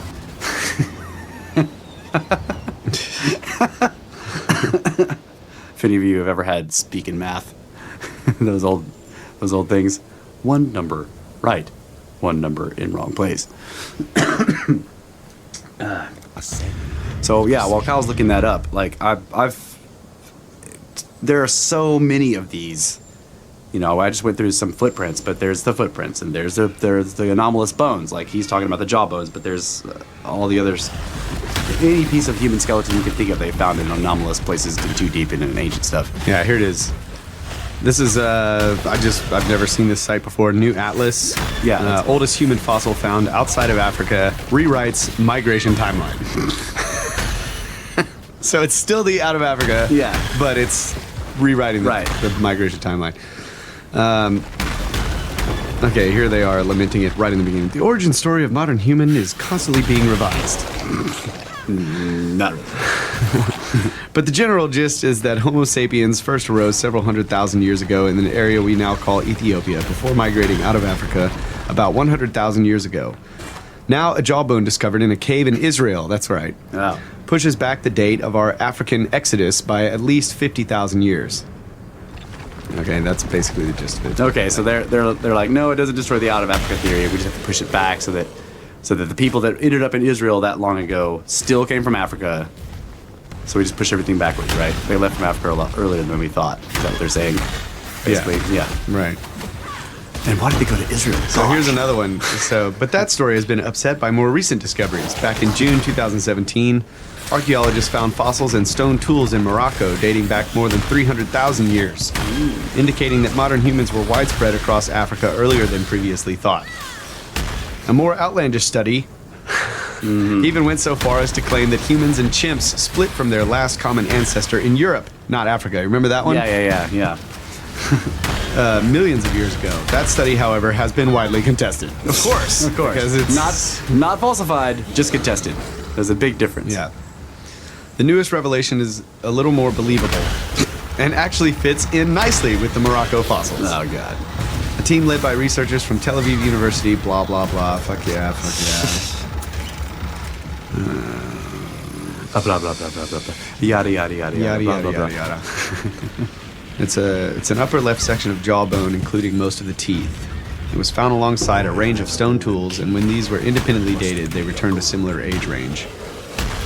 Extrapolating the exact species from a small section of bone can be tough, so the researchers ran micro CT scans of the fossil and made 3D models of it to study the internal structures of the teeth. Certain characteristics that are commonly seen in Neanderthals were missing, while other features that are only known to occur in modern humans were present and accounted for. Although the Mislaya, I don't know what it is, Mislaya fossil is clearly human, it does have some Neanderthal characteristics, but this is to be expected. After all, the Middle East at that time acted as a corridor for migration out of Africa, so several human groups would have met and mingled in the area, crossbreeding in the process. Or they were being hunted by the Neanderthals, like that new theory says. Quote, all of the anatomical details of the Mislaya fossil are fully consistent with modern humans, but some features resemble those found in the remains of the Neanderthals and other human groups, says Israel Hershkovitz, lead researcher on the study. This suggests that while Africa was the origin of our species, some of our traits must have evolved or been acquired outside of Africa. From who? I don't know. We acquired our modern Traits. features, modern traits. Yeah. Right, from who? Like radiation. I don't know. That was one of the other ones I couldn't remember. Yeah, earlier, that was but- cool. I'd forgotten the details of that too. But yeah. When that one was found in Europe, yeah, that basically was like, okay, out of Africa doesn't work. Right. They're like, no. it does. We just need to push it back farther. No, that one they were just like that. That's why that one's highly contested. Oh, yeah, that's because right. it just doesn't work. Yeah. Like, Yeah. What's our time, by the way? I forgot to start this timer. Totally forgot to start it. It says 0, 0, 0, 0, 0, 0, 0, 0, oh yeah. Well, time's up. Time's up. Time's up, snakes. Time's up, snakes. So we'll take our last break here, and we'll come back with the final segment, in which we will describe the river of fucking metal. Fuck yeah!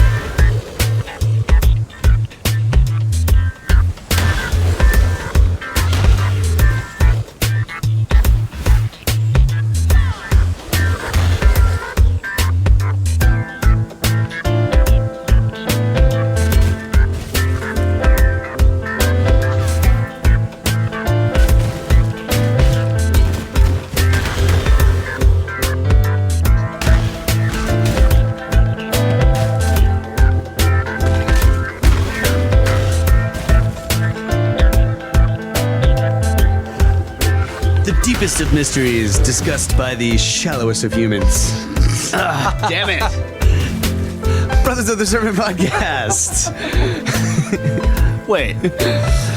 Totally humble. Welcome back to the most badass podcast in the world. Hailing from the 10 by 10 by 10 tangent cube of science. Of awesomeness. Last segment. I know you're all shedding tears of joy right now that you get to listen to us for one more segment. That's right. It was supposed to be the subject of this. Yeah, that's badass. Sorry. No, that was great. That was awesome. The deepest of subjects discussed by the shallowest of people. I never practice intro shit, so I was trying to come up with some new That was stuff badass. on the fly. We're gonna have to say that from now on. The shallowest of subjects discussed by the deepest of people. The deepest of intellects. Discussing the shallowest of subjects.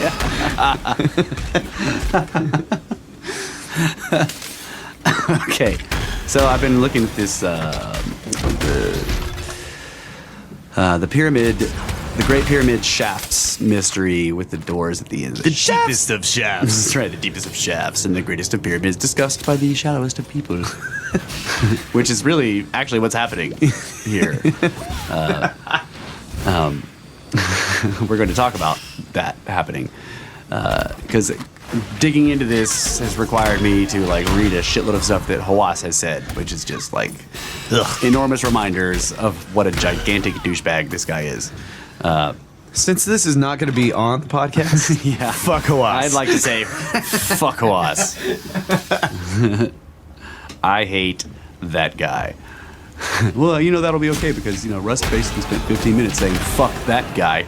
Yeah, that's true. I'm going to spend another 30 minutes saying it now.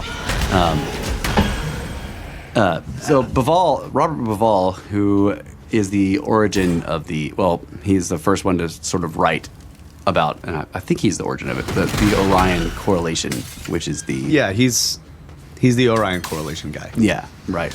He's bald. You'll recognize him. The constellation of Orion shines off of his head. That's right. It's totally recognizable.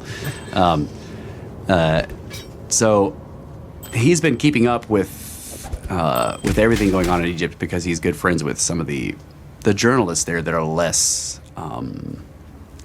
state involved, I guess, you would say. You know, the ones that aren't state apparatchiks or whatever. So he has... His bald head is basically a lens that collects all the light from the cosmos. Right. Right. And there's a specific area above his right temple where the Egypt stuff hits, and he purposely reflects that onto his website.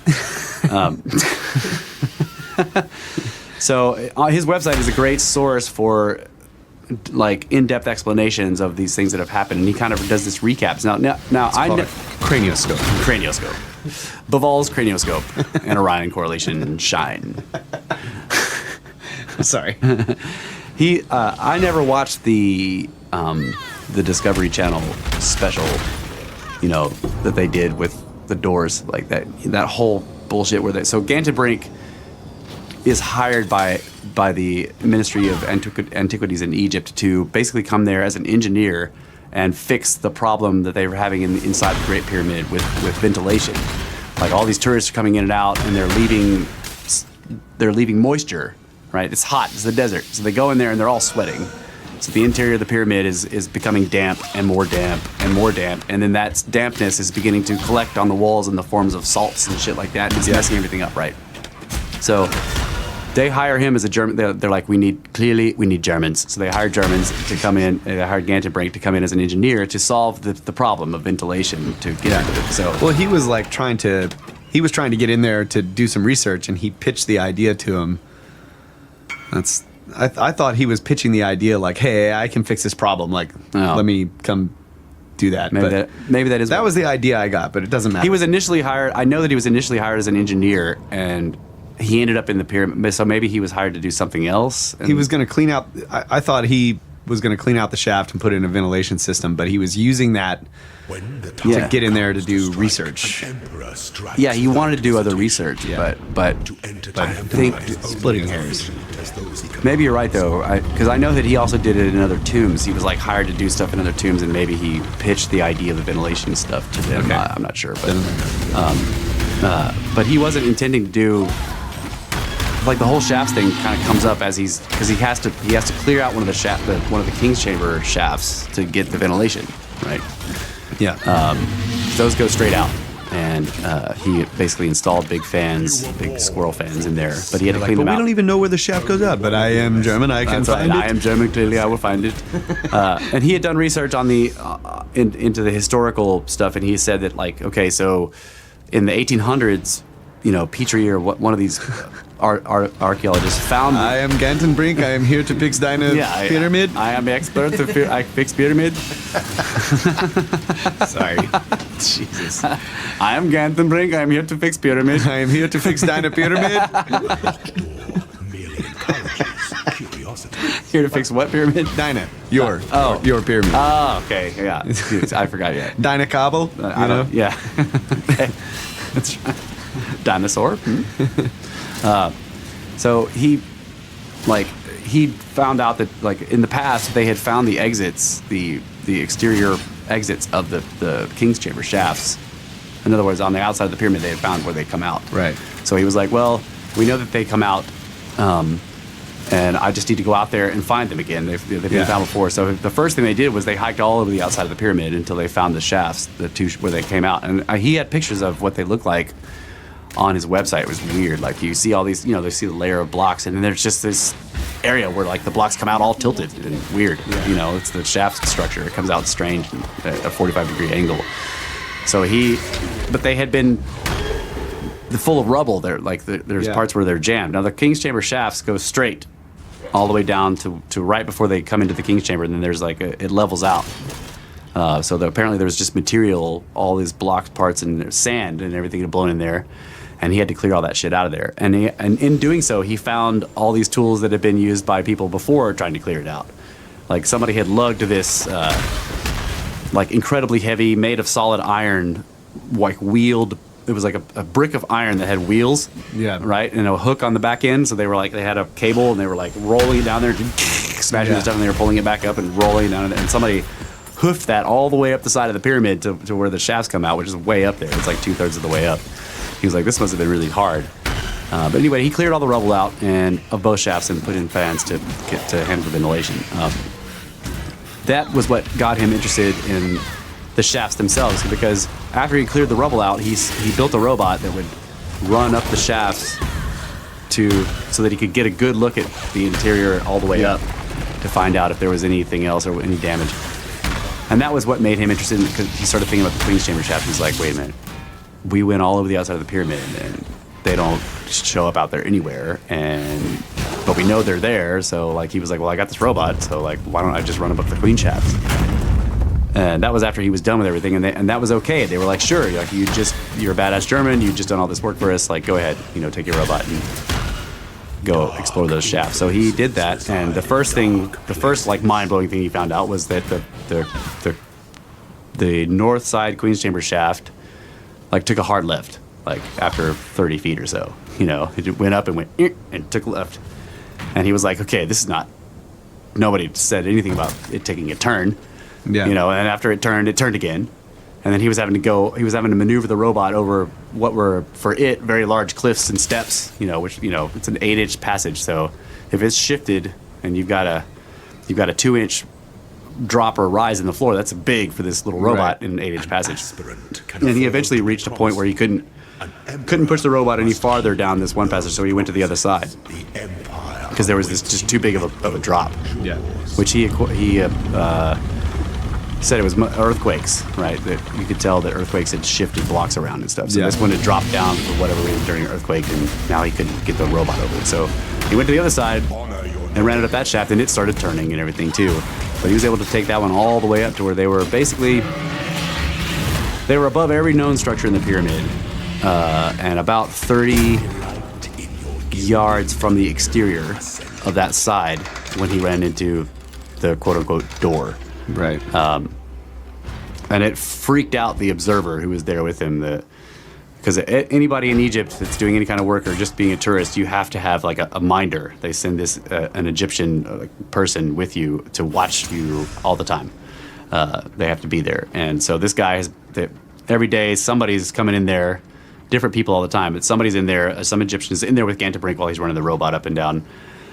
And he actually said for a while that like once these guys, these miners that were coming, they found out what he was doing. They were telling all their friends, and then everybody like he'd come in there to do the work, and there's like the room is full of people, and he's like, okay, no, I am German, I say no, like all you must leave except for the one guy. So they cleared them all out. So there was just one after that. But when he found the door, before he rolled up to the door, it was the stones were becoming more to the Tura type limestone, which is like an indication that there's a room, because normally they polished. Yeah, the Tura limestone is beautiful white, almost white, and then most of the interior blocks that are not part of the rooms are this dark yellow stuff that was mined nearby. The Tura limestone's from far away. Yeah, but they used it for the cladding. The casing stones were made out of this stuff, and like it's so fine of a stone that even though it's limestone, you could polish it and it looks like marble. It's like once it's polished, it's shiny and beautiful. It's badass. And it's like got an eggshell color, whereas the stuff that they were mining nearby the pyramid is a dark yellow sort of, Yeah. And it's rough, you can't polish it. So most of the blocks that comprise the shafts all the way up, like when you're in the middle of it or whatever, it's that dark yellow stuff, and they're finished, but they're not polished, and you can kind of see it's rough. And there are other weird markings he found, scrape marks going up the walls. Like there's a scrape on this side and that side. There's places where it's been burned. Like it looks like there's a burn on the side that somebody tried to chisel off, Lots of weird little details in there. But once he gets up to the door, I think the 2 blocks before you could see the door, because the camera, was obviously using a light. You couldn't see the door past 2 blocks. But you could see that the blocks were getting finer.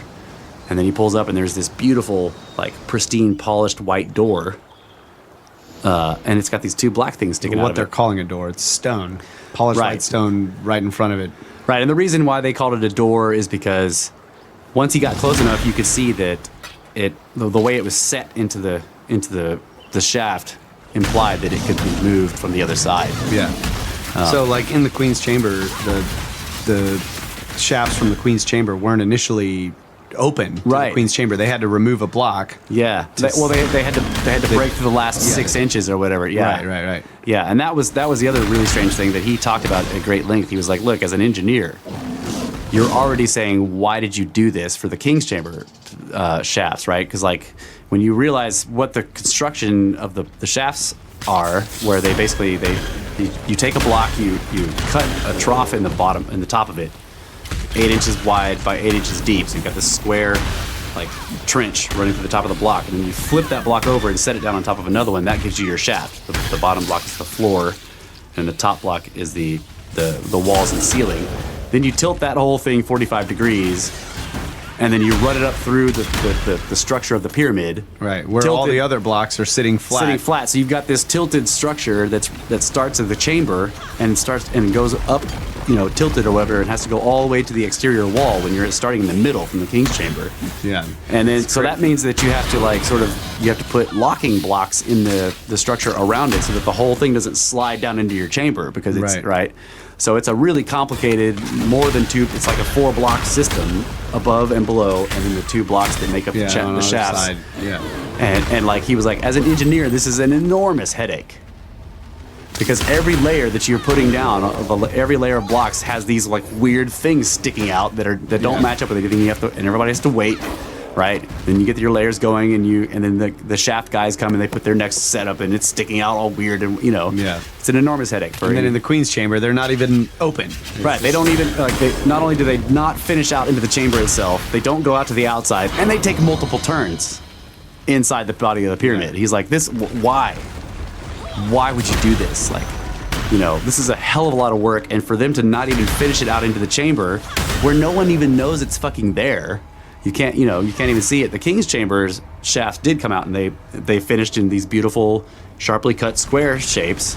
But in the Queen's Chamber, there was nothing on the walls. It's like they did that as in the King's Chamber. It's like, this is a clue that in the Queen's Chamber there is possibly something more mysterious. Right. And you get in there, and it's like, they are here. And then you start to look, and you're like, wait, they don't. Yeah. They don't go out.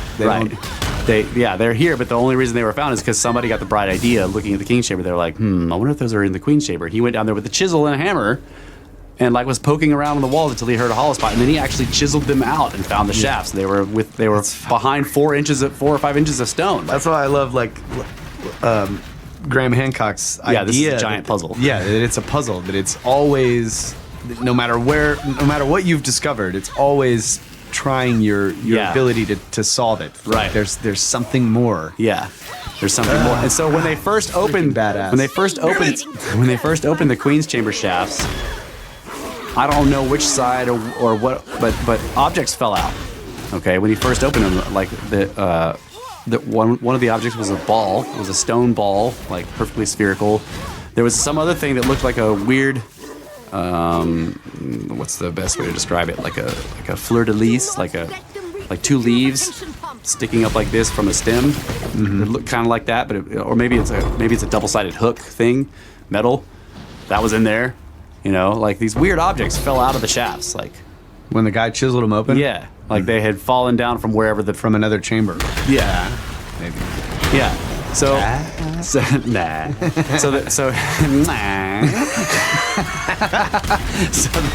So the door has these 2 they're calling them copper handles. They don't look like handles. They look really eroded, right?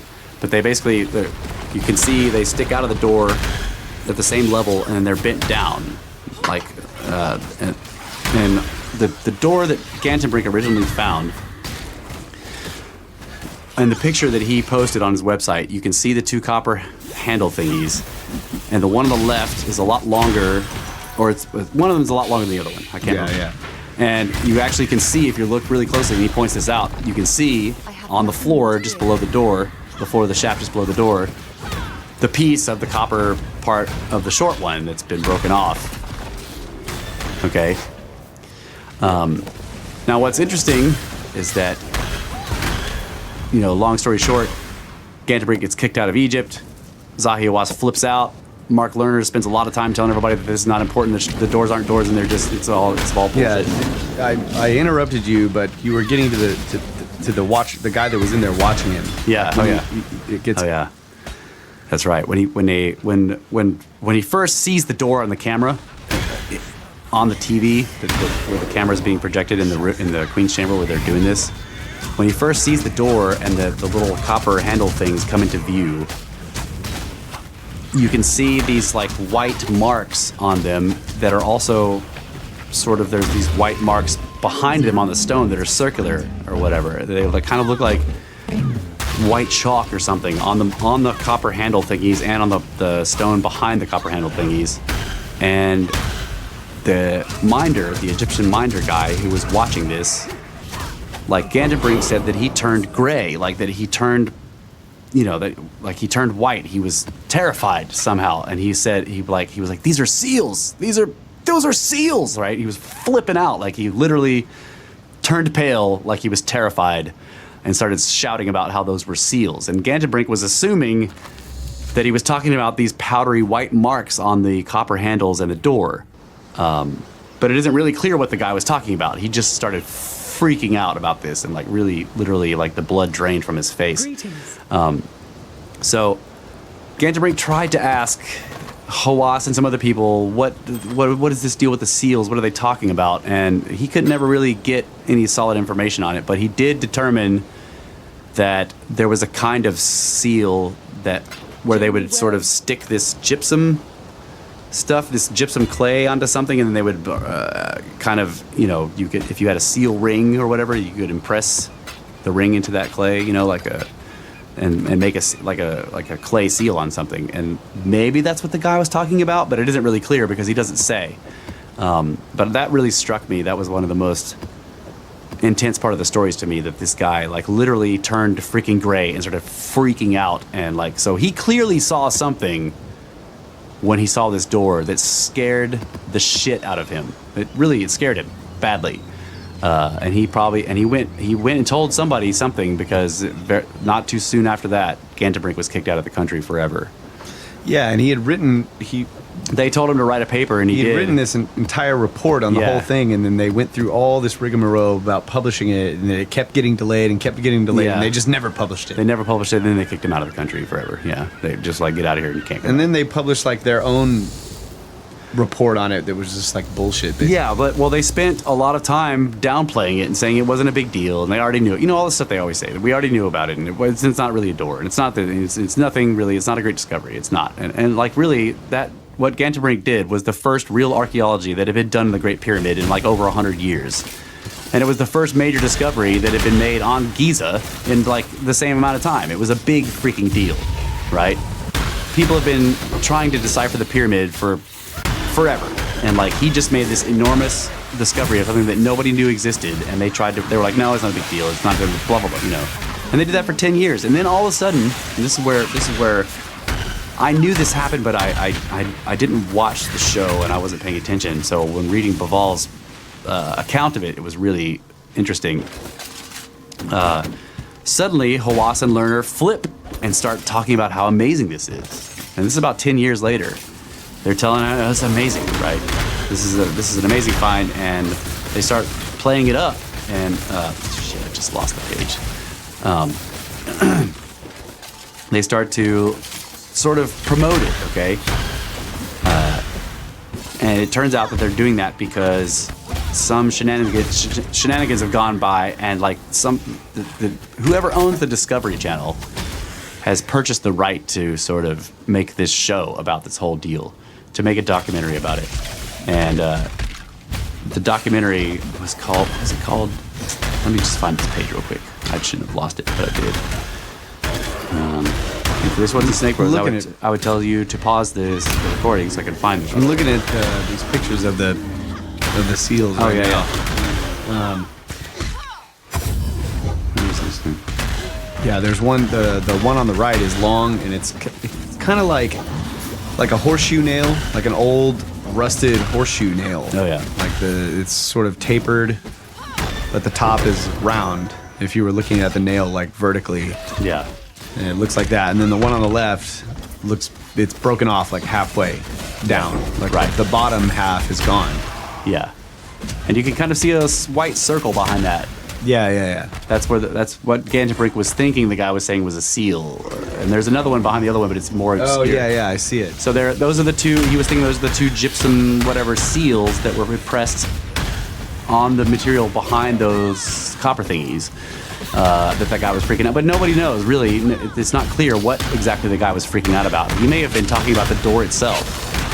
It makes sense if the copper, let's say that they drilled, so this door, quote unquote door, this piece of stone, has a handle on the other side, Yeah. and it's drilled through in two places, left and right. Yeah.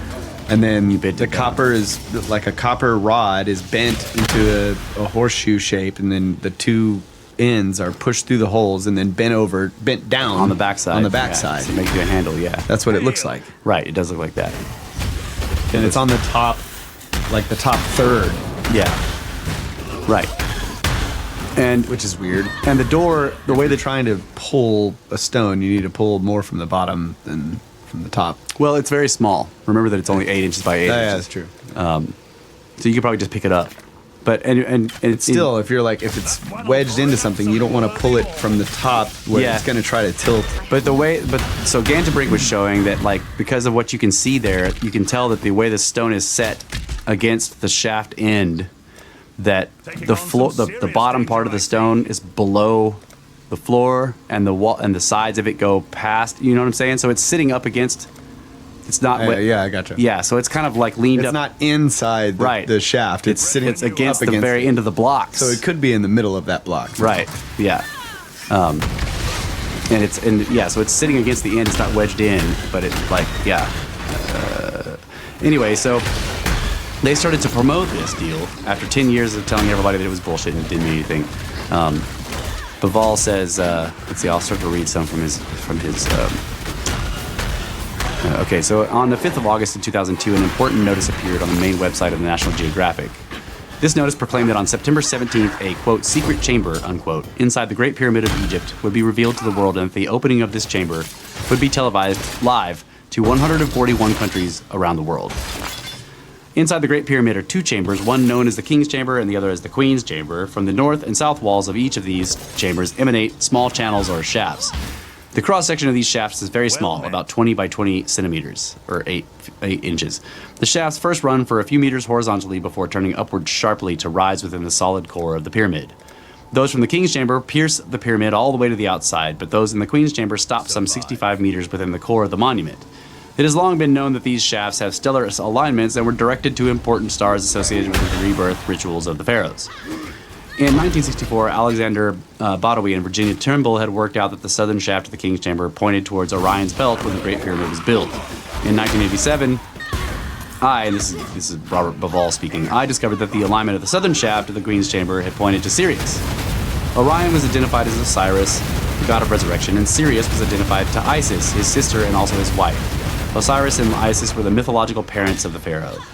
The shafts, therefore, were magical devices associated to the cosmic birth and rebirth of the pharaohs. Knowing this, it was, to say the least, very strange synchronicity that on the 5th of August, the day of the heliacal rising of Sirius in Egypt, the National Geographic chose to announce to the world that they were about to commence a daring exploration inside the Sirius shaft, an attempt to see what was behind a small trapdoor discovered in 1993 by the German engineer Rudolf Gantenbrink. Okay. 93. Yeah. Jesus. Mother of all documentaries. This was going to be the mother of all archaeological documentaries, one of those great moments in factual television history that everyone had waited for since March of 1993. This was when Rudolf Gantenbrink, a German robotic engineer, used a miniature robot called Upaut 2, and Upaut is the very ancient name of Anubis? Yes, Anubis, the dog, yeah. To explore the mysterious shafts of the Queen's Chamber and discovered a small quote-unquote door with copper quote-unquote handles at the end of the southern one, some 65 meters away from the wall of the chamber. Since then, the whole world had wanted to know what was behind this mysterious door. And now, after nearly 10 years of excruciating delays and with Gantenbrink himself out of the picture, the Egyptian authorities had taken over the project and had finally given the green light to a new joint venture team formed between Egypt's Supreme Council of Antiquities, the National Geographic Society of America, and iRobot, an offshoot of MIT Laboratories at Boston. This high-powered new team was to be headed by Dr. Zahi Hawass, one-time director of the Giza Pyramids, and now, since May 2002, the new chairman of the SCA. Hawass had also been appointed by National Geographic as their, quote, explorer in residence, an elitist designation given to only 7 other scientists in the world. It was also announced that a state-of-the-art high-tech robot named Pyramid Rover, costing over $250,000, had been specially designed by iRobot. A point was made by National Geographic that iRobot had supplied the robots that had been used to search for victims of the September 11th attack in New York. This new exploration of the southern shaft of the Queen's Chamber was to be aired live to 141 countries by National Geographic Television, but that was not all. It was also announced that Fox TV had bought the broadcast rights for the live transmission in the USA. The provocative title of the program was Secret Chambers Revealed, and, when they don't even know what's going to be revealed. And this, when coupled with the high-profile team, was seen as a guarantee of wonderful things to come. Huge expectations of a hidden chamber with pharaoh's treasures and golden mummies were encrusted in the public's imagination. An aggressive promotional campaign was put into motion, and the public was teased to a frenzy with banner titles like Egypt, Secret Chambers Revealed. 4,500 years ago, a door was sealed for eternity, and on September 17th, we open it live. Yeah, Egypt, right. Secret Chambers Revealed for the first time ever. Come on a journey into the mysterious and never-before-seen secret chambers of the Great Pyramid of Khufu. It was also announced that Dr. Hawass would also open live, for the first time, a sarcophagus of an overseer of the pyramids, end quote, and there were hints of a potential great find. Yet this was only to be the sideshow, for the real interest was the exploration by the new robot in the Great Pyramid, and, more especially, how it would reveal what is behind the small door in the shaft. Since 1993, there had naturally been much speculation whether it was the entrance to a secret chamber, and it was thus not surprising that now the millions of potential viewers around expected that National Geographic would indeed open this door and reveal a secret chamber live on the 17th of September as they so boldly advertised. After all, this was a prestigious and highly respected institution with a reputation for credibility and scientific sobriety. Although normally shy to speculate on the potential archaeological discovery of this kind, National Geographic allowed their promotional departments a wide margin of license to hype this show. The same was done by Dr. Hawass and Dr. Lehner, the latter also a grantee of National Geographic and a main participant in the show. Both men went on promotion tours in Asia, Australia, and Europe. In an interview given to the British Daily Mail, Leonard exclaimed, "What do I think is in there? I think it might be a serdab. A serdab is a sealed room for a Ka statue, a statue of the dead king which embodied his Ka, or life spirit. The oldest pyramid of the 100 major pyramids of Egypt is a step pyramid of Dozier at Saqqara, and that is a serdab. Because his stone box is tilted, he, the statue of Dozier, is looking straight at the sky. It is almost as if he is sealed in a stone capsule about to be launched towards Orion." And Dr. Hawass told the same newspaper that there might be a papyrus of Khufu's sacred book, which has never been found. Oh my God. We know it once existed. The Egyptian priest who first wrote out the list of pharaohs, which is Manetho, by the way, of Egypt, gave pot history against each name. And one entry is Khufu also wrote the sacred book. And Khufu was the man who built the biggest pyramid. His sacred book might be reasonably expected to explain how, and more importantly, why. In other words, why and how he built the pyramid. Such bold speculation was most uncharacteristic of these two men. Indeed, in 1993, when Rudolf Gantenbrink found the door, Leonard was quick to downplay the find and insisted it was just a stone block. It's just a block, right? It's just a rock. The same went for Hawass in subsequent years. So what had changed the view of these scholars to the point of making a complete 180-degree turn? Was it because they were now part of a big promotion campaign for a big bucks live worldwide broadcast? The game, of course, was to hook sponsors and advertising with a dazzling array of on-air and off-air possibilities who could stamp their products and logos on ancient Egypt, and more excitingly, on the Great Pyramid and its potential secret chamber. The off-air opportunities entailed organizing road shows and lectures and interviews and exhibitions with Hawass and Leonard, no doubt imaged as the real Indiana Jones. A plethora of creative thinking came up with lecture series for Leonard to complement its global programming event, while exhibitions were organized in the Far East for Dr. Hawass. According to the National Geographic Channel marketing manager Jacinta Lehinan, these events were designed to promote programming, which in turn offered substantial leverage for advertisers and sponsors.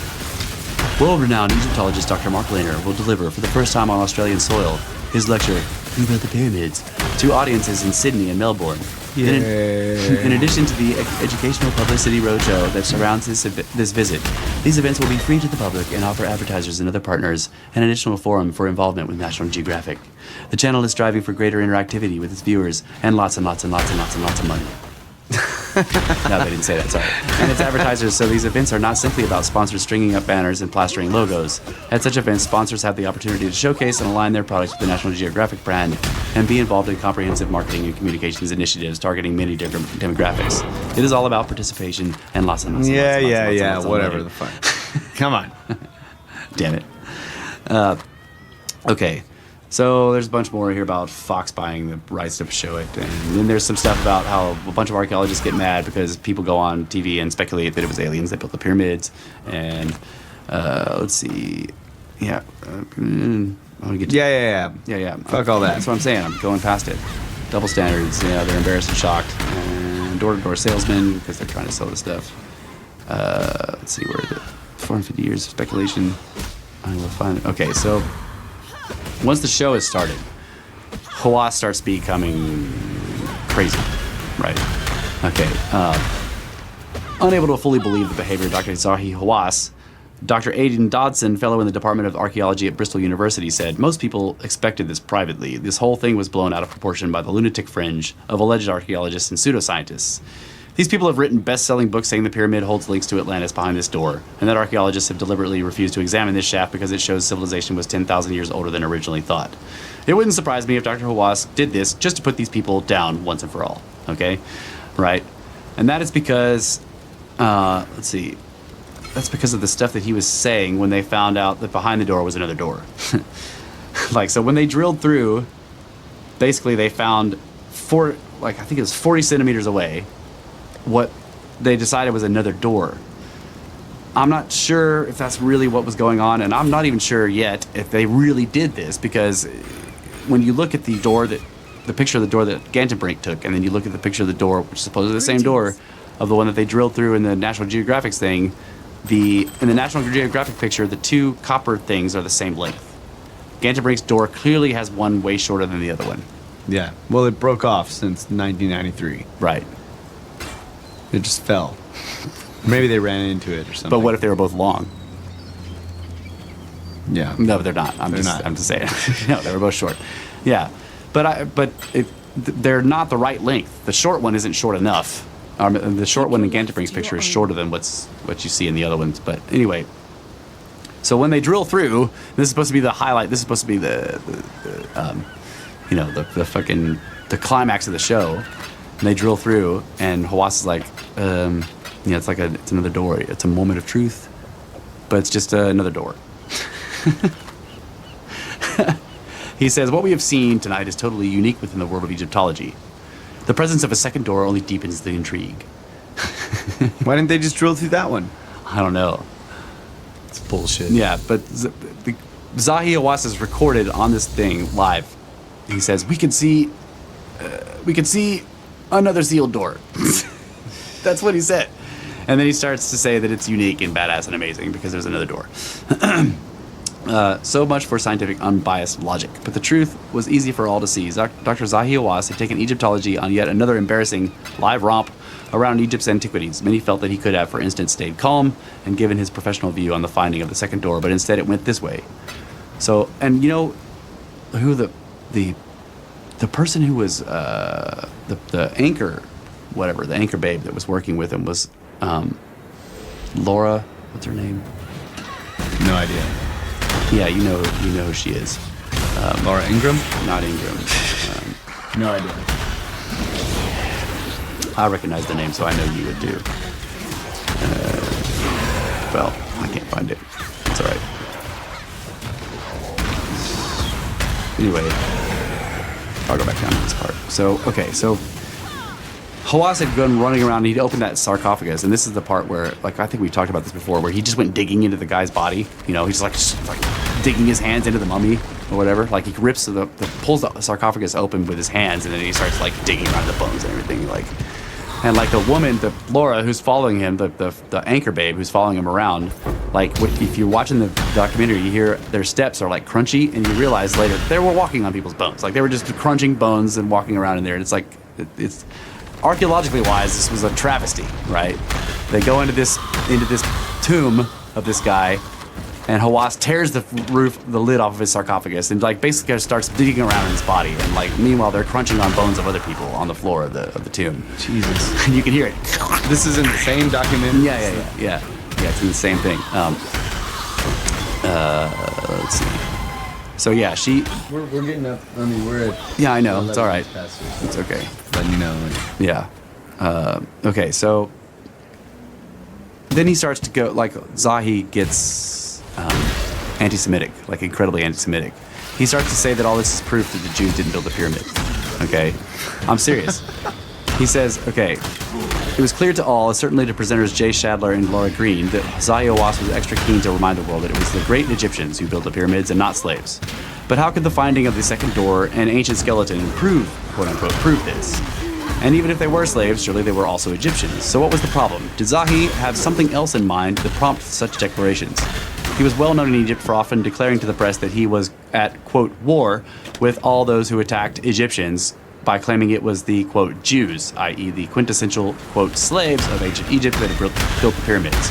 For example, not long ago in an Arabic language publication, Hawass accuses Jews of, quote, stealing the pyramids, unquote, by claiming to have built them. Quote, the Jews are thieves of history and civilization, unquote. He's quoted by the Egyptian Reporter. Okay, so this is a direct quote. The discovery of the tombs of the workmen who built the pyramids was tremendously important to Egyptians because it proved the greatness of Egypt was the product of both Egyptian genius as well as Egyptian labor. It is especially important vis-a-vis Israeli claims that it was their Jewish slave ancestors who built the pyramids, but also vis-a-vis theorists who would have that the pyramids were built by Atlanteans or aliens. We can detect in the above statement certain keywords like, quote, greatness of Egypt, and, quote, Egyptian genius, and, quote, Jewish slave ancestors, which are reminiscent to what Hawass also said on National Geographic, and later to the press. This question thus begs the asking, has Hawass been making the same point, i.e. that it was not Jewish slaves who built the pyramid on the National Geographic show? So he was saying this stuff live, and they couldn't stop him. Like, this is another thing he said. I feel that the opening of the sarcophagus and that skeleton we found shows the importance of the discovery of this, and this completely discards the theory about the pyramid built by slaves, because slavery cannot build something genius like building the pyramid, and I will tell the public that everyone who tries to talk against the Egyptians should shut their mouths. What provokes such an outburst? Anyway, so he goes on about this, and like it's interesting because he digs into Hawass's like massive anti-Semitism. But I'm looking at the only pictures I could find of that door. There's Gantenbrink's picture, Yeah. which is far better resolution. Right. I noticed that too. Than the live door picture. It's Yeah. like all blurry. And you do see that the things are different. Yeah, the seals or the copper Handle things. handles Yeah. are way different. Well, they look to be in the relatively same position, but the right one is not long. It's short. Yeah. It's broken off right at the little circle that's underneath it. Right. But it's still like you can't, like in Gantenbrink's picture in '93. Right. It's way higher resolution, and I couldn't find. I think any- he's a lot closer too. He's a lot closer to the door there. Yeah, but still. Yeah. Like I can't find a higher resolution image Right. of something that they did in what year was it? It was 2003 or something like Yeah, that. 2003. Like it should be Yeah, it should be better. high resolution It's not. where you can pick out like the different characteristics of the walls and but they don't want you to be able to do that. And remember that most of these pictures are taken from the TV broadcast too, so they're going to be low res. Because that was before they were doing the digital high resolution, high definition TV broadcast. Still, it's just Yeah, no. So, looking at that, and like, let's just go ahead and, for the sake of argument, let's assume that they're right, that they really did drill through that thing, and they really did find a short chamber with another door behind it. So let's assume that that's actually what's there. Okay. And like in Baval's thing, he says that they reported later. They didn't put this on TV, but they reported later that they also went up the other side, up the other shaft, found another door, and drilled through that one and found another door behind that one too. So now the idea is that both shafts have doors at the ends. Gantenbrink couldn't get to the end of one of the shafts, so he did. Yeah. So now they're saying both shafts have doors at the ends, and both of those doors behind them have a short chamber with another door. Okay, without handles. The second door does not have any yeah. copper. They turned the camera around and looked at the other side of the door that they just drilled through. No. Journey well. No, I wish. Dumb. I mean, you saw what they were using. Like, they had this drill thing with the camera on the end of it, and they just extended it in there. They couldn't bend it or whatever. It was stupid. But they expected to like stick it through and see gold and pharaoh stuff. You know, that was what they were hoping for. They weren't planning to have to turn around and look at the door. Anyway, it's interesting because, like, so assuming that that's all correct and nobody was faking anything, and so there really are doors and so on and so forth. Like, I was thinking about that, and you see this reflected in the King's Chamber entrance. Okay, so the entrance to the King's Chamber in the Great Pyramid has a series of 3 doors. Yeah. So that could explain why there's multiple doors. Like, basically what we're seeing is the first 2 doors of an entrance into a king-related chamber or whatever, like a chamber related to the. Yeah, I see what you're saying. There's There's the 3 granite plugs and shit leading to the portculus or whatever, the porculus system. It's like there's 3. Yeah, that's what that is. It's like theoretically it was a series of 3 granite doors. They call it a porculus door system. Portcullis, yeah. Yeah, portcullis. Yeah. So like maybe that's what this is at the end of it. I don't know. If it really is 3 or 2 doors, then maybe there's a third one, and then the chambers behind all that. But they couldn't be bothered with getting a longer drill bit. Yeah. Yeah, no, that was too much. There was too much excitement. They need to wait 10 more years. It was too much. Oh god. Maybe the Scan Pyramids guys will figure all this out. Yeah. They'll get up in there and they'll find out that their big chamber is actually connected to both of those shaft things. And those come out of the ceiling. It's just that they're light, like they're a place for lights. Yeah, nowadays we should be able to fly little tiny miniature drones up those shafts. Yeah, Get they're going to use a blimp drone. It's gonna be ridiculously badass, like high resolution shit. Yeah, blimp drones. It's going to be great. Yeah, I mean like up the shafts. Yeah, You know? I know. Yeah, That'd be badass. like a little bitty wasp-sized. I mean, like Yeah. you have to be pretty good to control it. Up that 8-inch Yeah, by 8-inch. computers. Nah. You can't send a signal really through all that stone. Oh. Gantenbrink had to run. I mean, they had to run wires behind those Yeah, I know. to power them and to control them. Send audio signals. Control it. Control it with notes. Control it with sound. Yeah. Ultrasound. Yeah. Anyway, bass. Yeah. So yeah, that was basically my idea that maybe this is a series of 3 doors. I don't know. Yeah, for sure. I can't believe they didn't drill through the second one. At least. I can. I agree with. I mean, the yeah, sentiment. I can too. I but- can because they're fucking assholes. But I wish they had. Yeah. Yeah. And I don't even know if they drilled through the other door. Maybe they did. Maybe they did drill through this first door and this second. I don't know. I know that when I first saw that, they were like, oh yeah, and the second door was like all rough, and I'm like, that doesn't make any sense because like at the end of the shaft, they basically started to use the Tura limestone blocks, and they're all smooth and polished, and the door is smooth and polished and beautiful. And then behind that is this rough chamber that looks like crap, and then a door that looks like crap that has no handles, and I'm just like, whatever. Like, it's not. I thought it was a hoax. I was like, they just set this whole thing up and, didn't really go up there. So, Yeah. I don't know.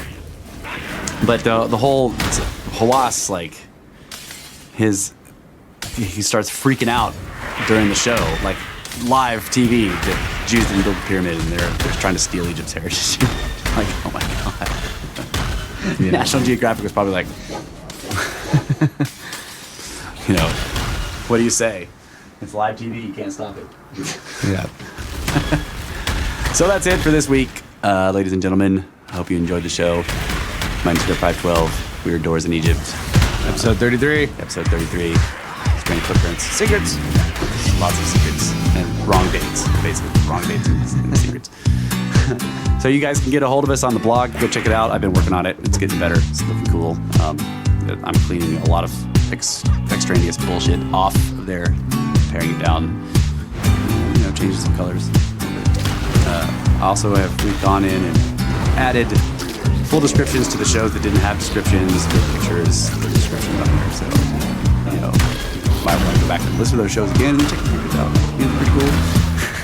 There's episode 5 has a huge list of pictures on there, so like that one really is worth listening to again and checking it out. I put a bunch of photos in there that explains, because we talked about a bunch of stuff in that episode, and the photos are really helpful. So you can check that out. You can comment, and some of you have been commenting. That's really cool. Thank you, and I've replied to them. And you guys can get a hold of us at brothersoftheserpent@gmail.com. You can email us there, which some of you have been doing too. Thank you very much for that. Yeah, thanks. Yep, we appreciate all the communications, and we try to reply to all of it. I don't. Well, yeah, I do. Kyle says you should reply to this, and I'm like, yeah, right. And if you listen to this through your phone or podcast setter, we recommend Beyond Pod because it's badass. Get Beyond Pod, it's amazing. You can see the pictures and everything. The descriptions are right there. Like, they just show up with the show. It's great. You don't have to go to the website if you don't want to. But you can also get us on Stitcher. If any of you have ever used Stitcher, I don't use it. But Stitcher, Tuned In, you can go there. You can go to Stitcher and Tuned In and to iTunes to give us 5 stars and tell everybody we're awesome. Yep. Only do that. It needs to only be doing that. Like, if you don't have anything good to say something better. You can tell us we suck in the email, okay? And as I always say, you can't give us stars on Google because Google's great.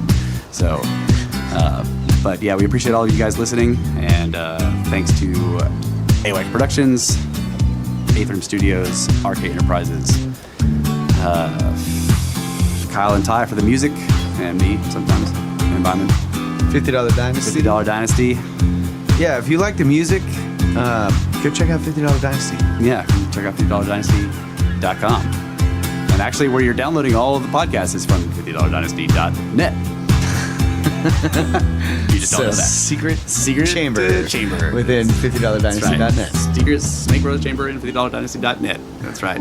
So thanks to $50 Dynasty for loaning us their hosting. Yeah, totally stealing most of the bandwidth. Hell yeah. And thanks to you Russians. Stealing bandwidth from the band. That's right, stealing bandwidth from the band. And thanks to all you Russians. You guys, we don't know who you are, but we see in the metrics that there's Russians listening, so you guys are awesome. Keep listening. That's right. Please keep listening. We will and send us pictures of weird shit in Russia. Yeah. I want some dolmens, damn it. So that's it. I think I've said everything, right? My lighter's out of flint. Wait, Flint. I think I've said everything. We didn't talk about the River of Metal, but maybe we'll get to that one day. That's gonna happen. It's gonna be intense. River of metal. Snakes. Everything's on fire. Good night, Adamu. Go burn. Go burn. Snakes! Don't burn snakes. Don't burn But snakes. Just snakes. Just burn everything.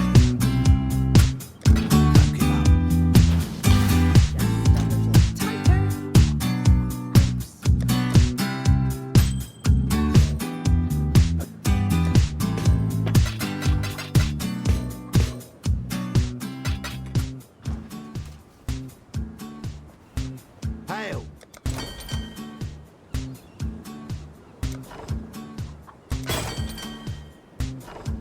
What do you need?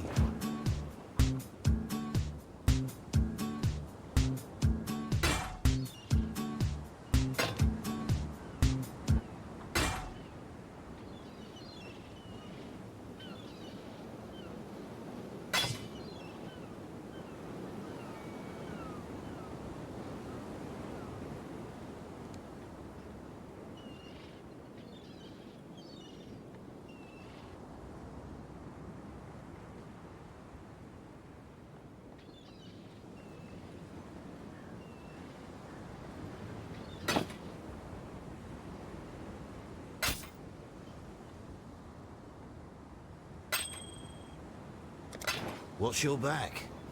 Local.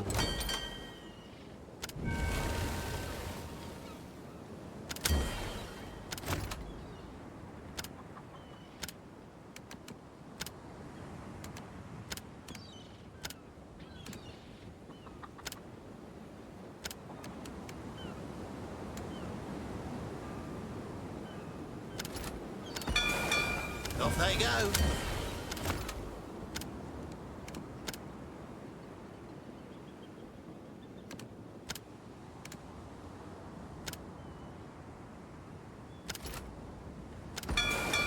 I'll give him the word.